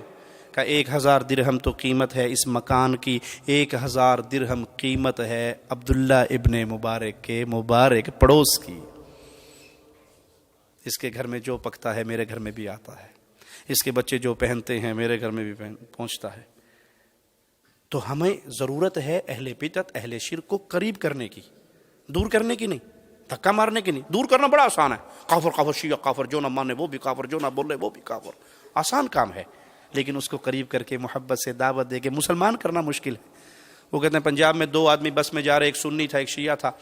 تو سنی نے کو نہیں پتا یہ شیعہ ہے, شیعہ نے پہچان لیا کہ یہ سنی ہے. انہوں نے کہا جی تساں کون ہو جی؟ انہوں نے کہا جی کافر ہونے ہیں جی. انہوں نے کہا جی کیوں مذاق پہ کر دیو جی, گرائیوں ایویں نہ کرو, تک کو دسو نا تساں کون ہو. کہا جی دسیا نا جی ایسا کافر ہونے ہیں جی. انہوں نے کہا جی یہ پاکستان ہے, کتوں کافر آ گئے نا جی, سارے مسلمان پھر آئے تھے رہنے نا جی, دسو نا تساں کون ہو. کہ میں 10 چھوڑیا پھر تو بھی تو کافر آگ سے نا. کہتا کہ مطلب نے؟ کہ میں شیعہ ہاں. کہتا پھر تو کافر ہے. میں نے پہلے مان لیا میں کافر ہوں. بھائی تو پیارے بھائی, کسی کو دھکا دینا بہت آسان ہے, کسی کو گالی دینا بہت آسان ہے, کسی پہ مشرک بے ایمان, یہ اسلام نے نہیں سکھایا. موسیٰ علیہ السلام کو اللہ کہہ رہا جاؤ فرعون کے پاس, قول لین, آرام سے, نرم میٹھی پیار سے بات کرو. آپ کسی کو دھکا دے کے مشرک کا ٹھپا مار کے بھگا دیں، آسان سا کام، مشکل کام نہیں. پیارے نبی صلی اللہ علیہ وسلم نے مکے کی پہاڑی پہ چڑھ کے کہا تھا کافر کافر ابو جہل کافر، جو نہ مانے وہ بھی کافر، کافر کافر ابو لہب کافر. کہا تھا، دودھ پلایا، گوشت کھلایا، گھر بلایا، منتیں کی، پیار سے محبت سے. آپ کے درد کو دیکھ کر وہ مسلمان ہو گئے، آپ کے چہرے کو دیکھ کر وہ، آپ کی زبان مبارک کو سن کے. تو ان کو قریب کرنا ضروری ہے، ان کو دعوت دینا ضروری ہے، ان تک پیغام پہنچانا. میرا جملہ یاد رکھیے گا، اگر کسی بھائی کا عزیز، رشتہ دار، پڑوسی، رومیٹ شرک کی حالت پہ مر گیا اور اس نے زندگی بھر اس کو ایمان، عقیدے، توحید کی دعوت نہیں دی، یہ مشرک مرا ہے، قیامت کے دن اس کا ہاتھ آپ کے گریبان میں ہوگا. یہ سوال کر سکے گا اللہ. رات کو 12 بجے بیگم بیمار ہوئی تھی تو میں نے اس سلفی کی بیل بجائی تھی تو یہ گاڑی لے کے آ گیا تھا اور میری بیگم کو ہاسپٹل لے گیا تھا، لیکن میرے گلے کے اندر بڑا سارا تعویذ لٹکا ہوا تھا، میرے یہاں یا علی مدد کا بیج تھا، میرے ہاتھ میں امام ضامن بندھا ہوا تھا. اس نے مجھے زندگی بھر، انہوں نہیں کہنا، انہوں پتہ لگ جائے گا میں وابی ہوں. یہی کرتے ہیں نا. پڑوس سے محرم کا حلوہ آتا ہے، پڑوسیوں کے گھر سے محرم کا حلوہ آتا ہے تو کیا کہتے ہو؟ او پتر کہنا کوٹھے تے چھوڑ دے سا خاصا، کوٹھے تے چھوڑ سا. آپ نے لے کے کوٹھے پہ پھینک دیا، آنے والی نسلیں کہیں گی ابو لے لیتے تھے، لینے میں حرج کوئی نہیں ہے. یہ باطل عقیدے ہیں میرے بھائی. آپ ذمہ دار ہیں، آپ مسئول ہیں قیامت کے دن اپنے عزیزوں کے، اپنے رشتہ داروں کے. آپ کے ذمے ہدایت دینا تو نہیں ہے، ہدایت دینا تو اللہ کے ہاتھ میں ہے، ہدایت کا پیغام دینا تو آپ کے ذمے ہے، اچھے انداز سے، پیار کے انداز سے، محبت کے انداز سے. ہاں ایک فرق رہے گا، محبت اور چیز ہے، تعلق اور چیز ہے. دوستی رکھی جائے ان کو قریب کرنے کے لیے، ان تک پیغام پہنچانے کے لیے، لیکن ان سے محبت نہیں ہوگی. محبت کا کیا معنی ہے؟ وہ دل کا ایک رشتہ ہے. اگر وہ میری بیٹی کا رشتہ مانگے گا تو زندگی بھر نہیں دوں گا. موحد کی بیٹی بوڑھی ہو کے گھر میں مر جائے، مشرک کے نکاح میں نہیں دے سکتا. کیوں؟ کڑوا جملہ ہے، لیکن شوگر کے مریض کو چینی کھلاؤ گے تو جلدی مرے گا، نیم کی گولی اس کے لیے شفا کا سبب بنے گی. کیوں؟ اگر آپ نے موحدہ بیٹی کا ہاتھ کسی مشرک کے ہاتھ میں دے دیا اور وہ اس کی مشرک اولاد کو پال پوس کے اس کے مذہب پہ چلتے ہوئے مر گئی، آپ کی بربادی کے لیے یہی ایک گناہ کافی ہے، مزید گناہوں کی لسٹ نہیں چاہیے. وہ موحدہ آپ کو پکڑے گی قیامت کے دن.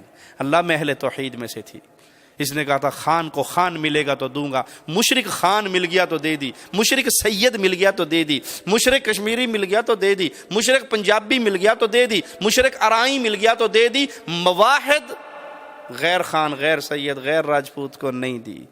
آپ کے لیے جہنم میں جانے کے لیے بس یہ ایک گناہ کافی ہے. مشرک کو کبھی اپنی بیٹی کا نکاح نہیں دے سکتے، کبھی اپنے لڑکے کا، مواحد لڑکے کا مشرکہ لڑکی سے نکاح نہیں کر سکتے. ہم کہتے ہیں کوئی نہیں، لڑکی دے نہیں سکتے، لے سکتے ہیں. کیوں؟ وہ ہولے ہولے ٹھیک ہو جائے گی، اور وہ ہولے ہولے ٹھیک نہ ہوئی تو گئی آپ کی نسل. باپ نے تو رہنا ہے ڈیوٹی پہ، گود تو ماں کی ہے، وہ اسے یا علی مدد سکھائے، وہ اسے جو مرضی یاد کرائے. نہ مشرکہ سے نکاح ہو سکتا ہے، نہ مشرکہ لڑکی لی جا سکتی ہے، نہ دی جا سکتی ہے. مشرک سے محبت نہیں ہوگی. کیا معنی؟ اگر وہ امام ہے اور مجھے پتا ہے یہ غریب نواز کا بندہ ہے، رب کا بندہ غریب نواز کے بندے کے پیچھے نماز نہیں پڑھ سکتا، مشرک میرا امام نہیں بنے گا، مشرک سے دل کا تعلق نہیں ہوگا، مشرک میری جماعت کا صدر نہیں بنے گا، مشرک کے شرکیہ معاملات میں اس کا سپورٹر نہیں ہوں گا. یہ نہیں میرا پریس لگا ہوا ہے اور عرس کا اشتہار آ جائے تو میں اس کو چھاپ دوں. نہیں، مشرک کے کسی شرکیہ عمل میں میں پارٹیسپیٹ نہیں کر سکتا. اس سے دوستی، اس کو ہدیے دینا، اس کو تحفے دینا، اس کو کھانا کھلانا، اس کے ساتھ اچھا سلوک کرنا، وہ ہندو ہو، عیسائی ہو، سکھ ہو، یہودی ہو، نان مسلم ہو، مسلم ہو، میرے اوپر لازم ہے کہ میں ہر کسی کے ساتھ اچھا سلوک کروں تاکہ میں اسلام کا پیغام اس تک پہنچا سکوں. بدعت کی تعریف کیا ہے؟ دین اسلام کے اندر کوئی نیا کام جو ثواب کی امید پہ کیا جائے وہ بدعت ہے. دین اسلام میں کوئی نیا کام ثواب کی امید پہ کیا جائے، اجر و ثواب رکھا جائے تو وہ کیا ہے؟ من عمل عملا لیس علیہ امرنا فہو رد، کل محدثۃ بدعہ، کل بدعۃ ضلالہ. ہر نیا کام دین میں، ہر نیا کام دین میں جس پہ ثواب کی امید رکھی جائے وہ بدعت ہے. ہم نے ایک مولوی صاحب سے کہا کہ نیا کام دین میں بدعت ہے. کہا نبی صلی اللہ علیہ وسلم کے دور میں جو مسجدیں تھیں اس میں لینٹر تھا، آپ کی مسجدوں میں لینٹر ہوتا ہے، یہ بدعت نہیں ہے؟ بلکہ ایک مولوی صاحب نے اس سے عجیب جواب دیا، کہا تمہارے ماں باپ بھی نبی کے دور میں نہیں تھے، وہ اس دور میں پیدا ہوئے، وہ بدعت نہیں ہے؟ سبحان اللہ سبحان اللہ، کہاں لوگوں کی عقلیں چلی گئی، کہاں لوگوں کی عقلیں فوت ہو گئی۔ ہم کہہ رہے ہیں دین اسلام میں کوئی نیا کام جس کے کرنے پہ ثواب کی امید ہو، تیجا کرتے ہوئے ثواب کی امید ہوتی ہے نہیں، 7واں 9واں 10واں 40واں قول برسی کرتے ہوئے ثواب کی امید ہوتی ہے، قبر پہ چادر چڑھاتے ہوئے ثواب کی امید ہوتی ہے، گٹھلیوں پہ آیت کریمہ پڑھتے ہوئے ثواب کی نیت ہوتی ہے۔ جس کام پہ آپ ثواب کی امید رکھتے ہیں اور وہ اسلام میں موجود نہیں ہے، رسول اللہ صلی اللہ علیہ وسلم نے وہ نہیں کیا، وہ بدعت ہے، وہ گمراہی ہے اور وہ جہنم میں لے جانے والی ہے۔ نبی صلی اللہ علیہ وسلم فرمانا کل بدعت، ہر بدعت، کوئی تفریق نہیں، یہ اچھی بدعت یہ بری بدعت، شرعی اعتبار سے ہر بدعت گمراہی اور ہر گمراہی جہنم میں لے کے جائے گی۔ اگر کوئی کچھ نمازیں چھوڑ دے تو اس کے لیے کیا حکم ہے، روزے چھوڑ دے تو اس کے لیے کیا حکم ہے؟ نماز چھوٹنے کے دو ہی ذریعے ہوتے ہیں، دو ہی سبب ہوتے ہیں۔ انسان بھول گیا، نماز چھوٹ گئی، بھول گیا، جب یاد آئے گا قضا کرے گا، اور انسان سو گیا، نماز چھوٹ گئی، جب اٹھے گا نماز پڑھے گا۔ مسلم کے لیے اور کوئی راستہ نہیں ہے کہ وہ جی دور سے مہمان آئے ہوئے تھے میں ان سے گپے مار رہا تھا، نہیں۔ بعض علماء کا قول یہاں تک بھی ہے کہ اگر انسان کو پتہ ہے نماز کا وقت داخل ہو گیا اور وہ جان بوجھ کے نماز ادا نہیں کر رہا، وقت نکل گیا تو یہ وادی کفر میں چلا گیا۔ نماز چھوڑنے کا کوئی ذریعہ نہیں ہے، بھول جائے یاد آنے پہ اس کی نماز کا وقت ہے، سو جائے اٹھنے پہ اس کی نماز۔ یہ مطلب نہیں ہے کہ رات کو 2 بجے فلمیں دیکھ کے سوئے اور روز صبح اٹھ کے 9 بجے فجر پڑھے، نہیں۔ اگر کبھی ایسا ہو جائے کہ وہ بھول گیا یا سو گیا، اور اگر کوئی مستقل اس طرح کبھی پڑھ لی کبھی چھوڑ دی، کبھی پڑھ لی کبھی چھوڑ دی، تو خطرناک ترین وادی کے اندر ہے۔ پھر وہ اپنے اللہ کو اپنا رب نہیں مان رہا، بلکہ وہ اپنی خواہش کو اپنا رب مان رہا ہے کہ اس کا دل آیا تو پڑھ لیا اور دل آیا تو چھوڑ دیا۔ سود پہ گھر لینا کیسا ہے؟ سود پہ گھر لینا حرام ہے، سود پہ گھر لینا حرام ہے، سود پہ گھر لینا حرام ہے، سود پہ گاڑی لینا حرام ہے، سود کا معاملہ کرنا حرام ہے۔ سود کا سب سے چھوٹا گناہ سگی ماں کے ساتھ بدکاری ہے۔ سود خور کو قیامت کے دن ابن عباس رضی اللہ عنہما کے قول کے مطابق نیزہ دے کر کہا جائے گا حارب ربک، اپنے رب سے جنگ کی تیاری کر۔ اس کا کیا بنے گا جو رب اور اس کے رسول سے جنگ کی حالت میں آ جائے؟ جاہل ہیں وہ مولوی جنہوں نے فتوے دے رکھے ہیں۔ قادری صاحب کا فتویٰ میں نے پڑھا، قادری صاحب فرماتے ہیں چونکہ یہ نان مسلم کنٹری ہے، یہاں سود پہ مکان لینے میں کوئی حرج نہیں ہے، کیونکہ اسلامی لا نہیں ہے۔ اسلامی لا اسلامی کنٹریز میں ہوتا ہے، یہاں اسلامک لا نہیں ہے، تو ایک مکان کی گنجائش نکلتی ہے۔ تو میں نے ایک موقع پہ کہا تھا، آج دوبارہ یو کے میں اس کو دہرا رہا ہوں، قادری صاحب کیوں بریک لگا دیا اپنے سود کے ایک مکان پہ؟ ایک گرل فرینڈ کا بھی اضافہ کر دو بیچاروں کے لیے، وسکی کی ایک بوتل کا بھی اضافہ کر دو۔ نان مسلم کنٹری ہے نا، مسلم لا تو ہے نہیں، تو جہاں ایک گھر دے رہے ہو ایک گھر والی بھی دے دو، لیتر دے تو انو پہن گے جو اگے جاؤ گے۔ تو حرام ہے سود پہ مکان لینا، حرام ہے سود پہ گاڑی لینا، حرام ہے سود کا معاملہ کرنا۔ سود کھانے والا، سود کھلانے والا، لینے والا، دینے والا، گواہ بننے والا، کاغذ لانے والا، سیاہی لانے والا، سب کے سب اس گناہ کے اندر شریک ہیں۔ آج کی زبان میں کہوں، بینک کا مینیجر، بینک کا کیشیئر، بینک کا چپڑاسی، بینک کا گن مین، جو اس کفر کے نظام کا حصہ بنے ہوئے ہیں، وہ سب اس گناہ میں شامل ہیں۔ کوئی کہہ سکتا ہے جی ہم تو محنت کا پیسہ لے رہے ہیں، ہمارا کیا قصور ہے؟ ہم تو نہیں لے رہے، ہم تو جو محنت کر رہے ہیں، گن مین ہوں میں، گن مین نہیں کر رہا ہوں۔ بھائی آپ اس غیر شرعی نظام کے پارٹنر بن چکے ہیں، حصہ دار بن چکے ہیں، تو اللہ کی بغاوت والے چیز کا جب حصہ دار بنیں گے تو گناہ اسی طرح ملے گا۔ اس کی مثال یوں سمجھ لیجیے، ایک بندہ ایک ڈسکو چلاتا ہے، بدکاری کا اڈا چلاتا ہے، خود وہ بڑا شریف سادہ سا بندہ ہے، بالکل کچھ نہیں کرتا، آنے والے کا نام نوٹ کرتا ہے، روم نمبر بتاتا ہے۔ اس کا رزق حلال ہے؟ وہ تو محنت کا پیسہ لے رہا ہے، وہ خود تو کبھی بھی نہیں کیا، ایک دفعہ بھی زنا نہیں کیا اس نے، لیکن نام نوٹ کر کے روم نمبر بتا دیتا ہے۔ یہ وہی حال ہے جو بینک کے اندر ملازمت کر رہا ہے۔ تو اللہ کے لیے، اللہ کے لیے، اللہ کے لیے اس سود کے معاملات سے اپنے آپ کو بچائیے۔ اگر کوئی اس میں پڑ چکا ہے وہ اس سے جان چھڑائے، سب سے پہلے سچی توبہ کرے، پھر جو کچھ اس کے پاس ہے دے دلا کے جان چھڑائے، پتہ نہیں موت کب آ جائے، پتہ نہیں موت کب پکڑ لے۔ آپ مر جائیں گے، آپ کے سود کے مکان پہ آپ کی فیملی، آپ کے بچے مزے کریں گے، قیامت کے دن جواب آپ کو دینا ہوگا۔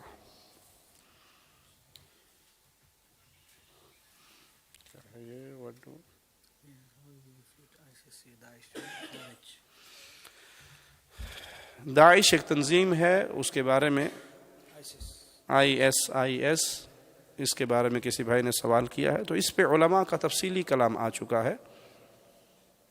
محدث مدینہ شیخ عبد المحسن العباد کا بھی فتویٰ آ چکا ہے، شیخ صالح فوزان کا فتویٰ آ چکا ہے، دکتور صالح سحیمی کا فتویٰ آ چکا ہے۔ یہ کبار علماء ہیں اور سب نے ان کے اوپر خوارج کا فتویٰ لگایا ہے۔ بلکہ ان کے ایک کسی کا ٹویٹر کا ایک کلپ مجھے کسی نے بھیجا، تو اس نے یہ لفظ لکھا کہ جب ہم سعودیہ کو فتح کریں گے تو صالح فوزان کی گردن کو کاٹ کر ہم اللہ کی عبادت کریں گے، نتقرب الی اللہ بذبح فوزان۔ تو یہ خوارج کا گروہ ہے، اس سے اپنے دامن کو بچائیے۔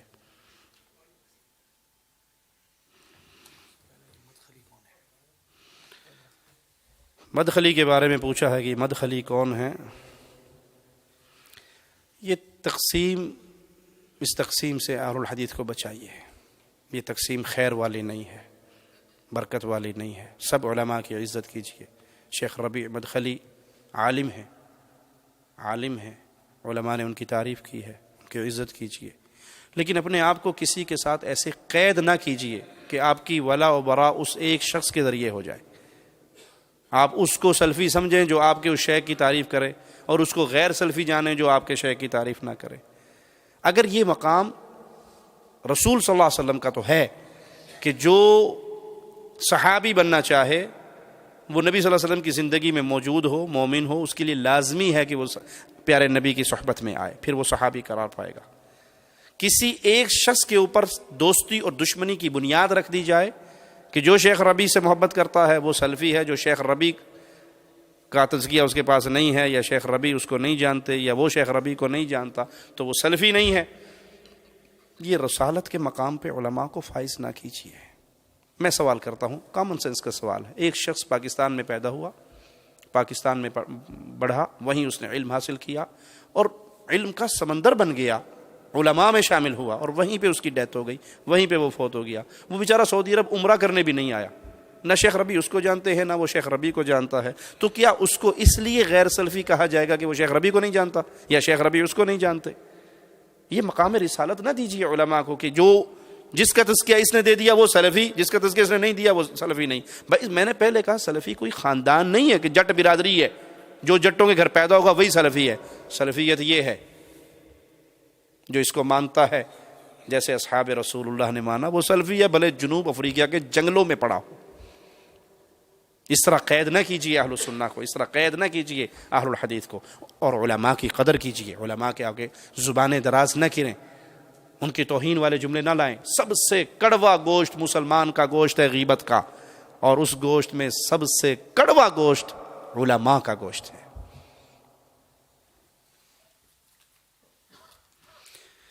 واٹ از اے نجدی؟ نجدی کون ہے؟ ڈیٹیل کے لیے ircpk.com ہماری ایک ویب سائٹ ہے، اس پہ شیخ ابراہیم بھٹی حافظہ اللہ کی تفصیلی ایک تقریر ہے نجدی کون، وہ سنیے۔ اور مختصر یہ کہ اس نجدی سے مراد وہ لیتے ہیں شیخ محمد بن عبد الوہاب رحمہ اللہ کی طرف اشارہ کرتے ہیں۔ نبی صلی اللہ علیہ وسلم نے جو اشارہ کیا تھا وہ عراق کی طرف اشارہ تھا، جو فتنے اٹھے ہیں وہ عراق سے اٹھے ہیں۔ نجد کہتے ہیں ابھری ہوئی چیز کو، تو اس سے مراد حجاز کا نجد نہیں بلکہ عراق کا نجد ہے۔ اور فتنوں کی ساری تاریخ، شیعت کا فتنہ، صوفیت کے فتنے، وحدت الوجود کے فتنے، یہ سارے فتنوں کی آماج گاہ جو ہے اس وقت سے لے کے آج تک وہ عراق سے ہی یہ پھوٹ رہے ہیں۔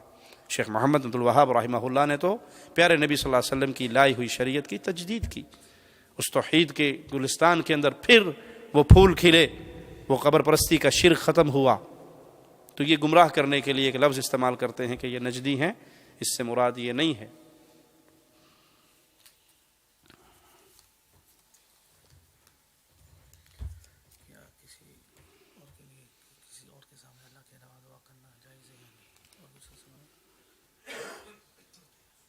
اور جو شخص اپنے آپ کو کتا کہے اسی طرح کہ وہ عاجز ہے اور تکبر نہ ہے۔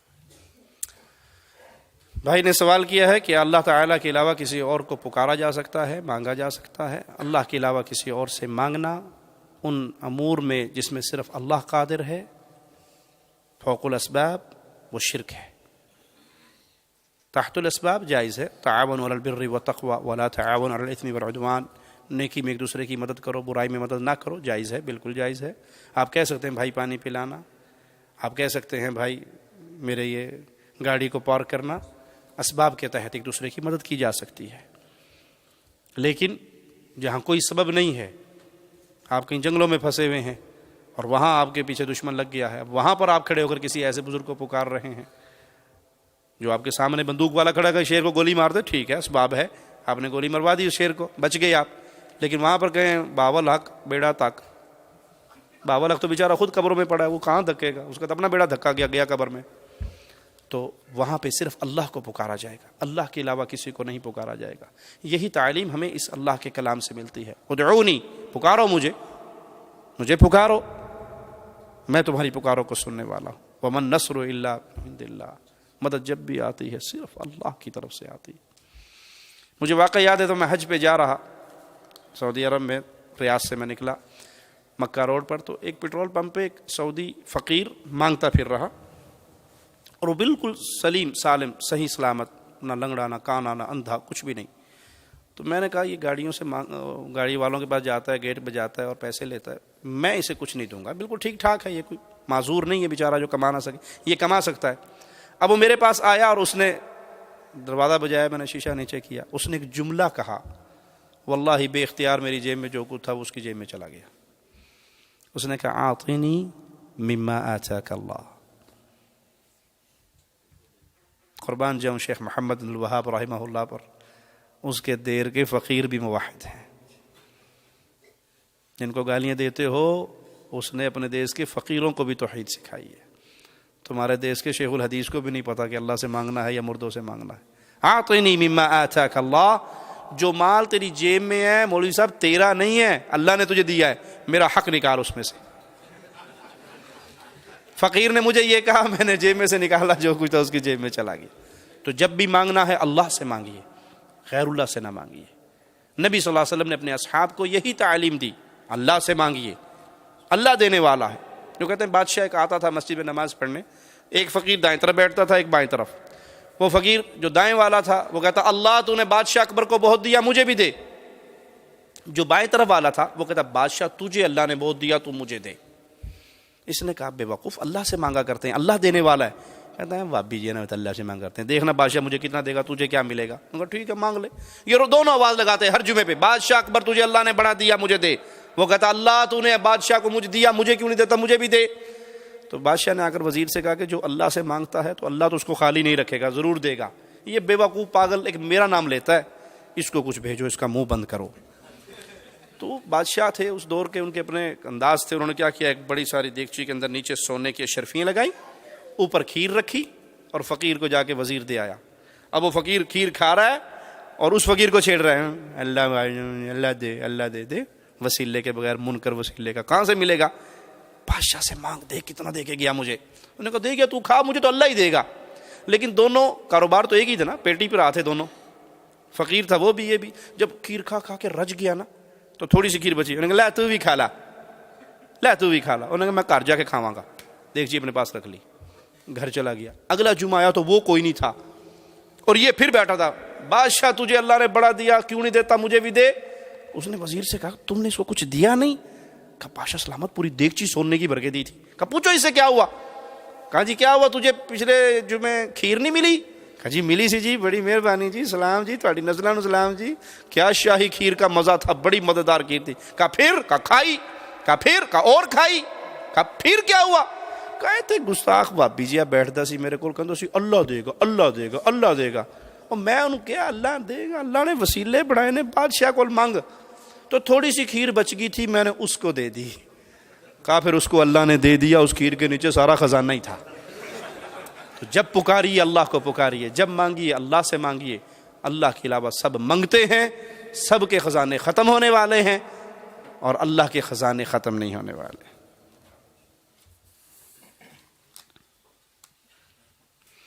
جوتے پہن کر نماز پڑھنا کیسا ہے؟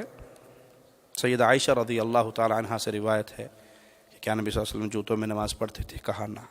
جی، جوتے پہن کے نماز پڑھی جا سکتی ہے،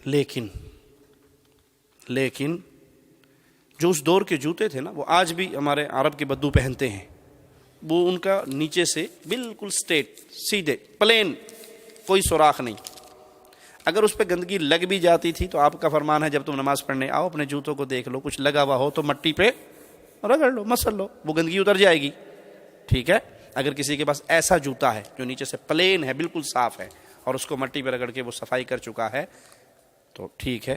نمبر 2، ہمارے جو جوتے ہیں آج کے دور میں اس کے نیچے پورا نقشہ بنا ہوا ہوتا ہے، سوراخ ہیں، ڈیزائن ہے، کسی کی جگہ پہ گندگی اندر گھس جائے تو وہ بغیر اوزار کے نکالی نہیں جا سکتی. تو ایسے جوتوں کے اندر احتمال ہوتا ہے کہ گندگی ہے. پھر وہ جو مسجد تھی رسول اللہ صلی اللہ علیہ وسلم کی، وہ کچی مسجد تھی، کارپیٹ قالین نہیں تھے، کچی مسجد تھی، اور صحابہ کچی مسجد میں آ کے نماز پڑھتے تھے.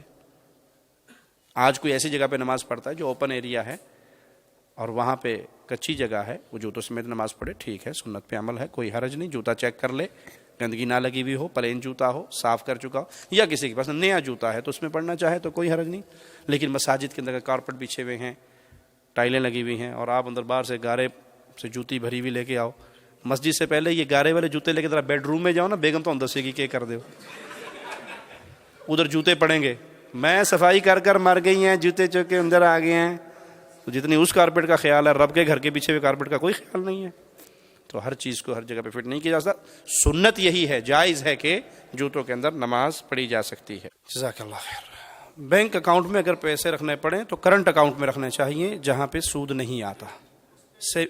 سیونگ اکاؤنٹ میں نہیں، کرنٹ اکاؤنٹ میں نہیں آتا، کرنٹ اکاؤنٹ میں سود نہیں آتا، سیونگ اکاؤنٹ میں آتا ہے. تو سیونگ اکاؤنٹ میں پیسے بالکل نہیں رکھنے چاہیے، صرف مجبوری کی حالت میں کہ گھر میں رکھوں گا، چوری کا ڈر ہے، ڈاکے کا ڈر ہے، تو یہ مجبوری ہے، فتنوں کے زمانے میں سانس لے رہے ہیں، کوئی اور حل نہیں ہے، تو مجبوراً کرنٹ اکاؤنٹ میں پیسے رکھے جائیں، سیونگ اکاؤنٹ میں نہ رکھے جائیں. اور اگر کسی نے پہلے سے رکھے ہوئے ہیں تو وہ توبہ کرے، اور توبہ کرنے کے بعد جو اس کو اصل زر اس نے بینک میں جمع کرائی تھی وہ اس کے لیے حلال ہے، اور جتنی اس پہ سود لگ چکا ہے وہ سود بینک میں نہ چھوڑیں، بینک سے لے لیں، بینک میں نہ چھوڑیں، بینک سے وصول کر لیں، لیکن وصول کر کے آپ اپنی ذات پہ نہیں لگا سکتے، اللہ نام پہ نہیں لگا سکتے.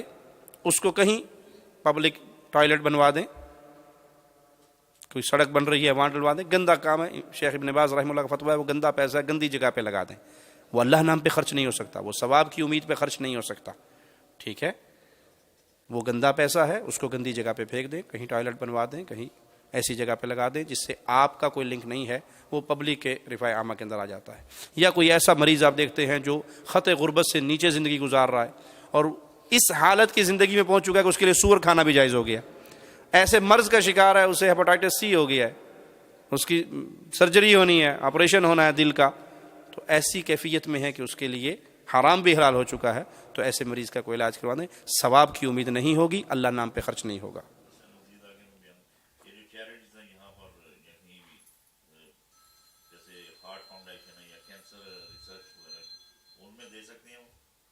بہتر ہے اپنے ہاتھ سے اسے کہیں ٹوائلٹ پہ، پبلک ٹوائلٹ پہ لگائیں، ٹھیک ہے، وہاں لگائیں، اسے کسی مسلمان کو، تو عام مسلمانوں کی بھی اسے مدد ہوگی، وہ نہ کی جائے.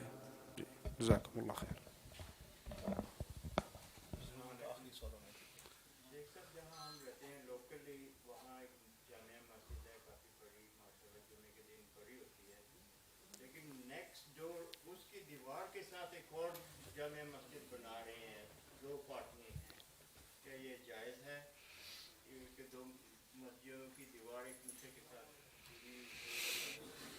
شریف رکھیں. اگر تو وہ بھائی نے سوال کیا ایک مسجد پہلے سے موجود ہے، اس کی دیوار کے ساتھ ایک اور مسجد بنائی جا رہی ہے،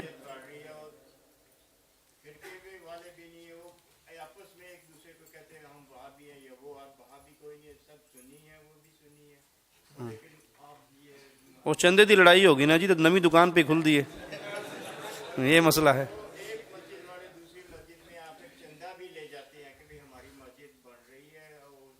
نہیں، ایسی جگہ پہ دوسری مسجد جہاں ایک مسجد پہلے سے موجود ہے، ٹھیک ہے، نہیں ہونی چاہیے، الا یہ کہ وہ جو پہلے سے مسجد آباد ہے وہ اہل توحید کی نہیں ہے، اہل شرک کی ہے، وہاں شرکی عقائد پھیلتے ہیں، شرکیہ دعوت دی جاتی ہے، تو پھر اس کو چھوڑ کے اگر کوئی اہل توحید اپنے لیے الگ مسجد بناتے ہیں وہ ٹھیک ہے۔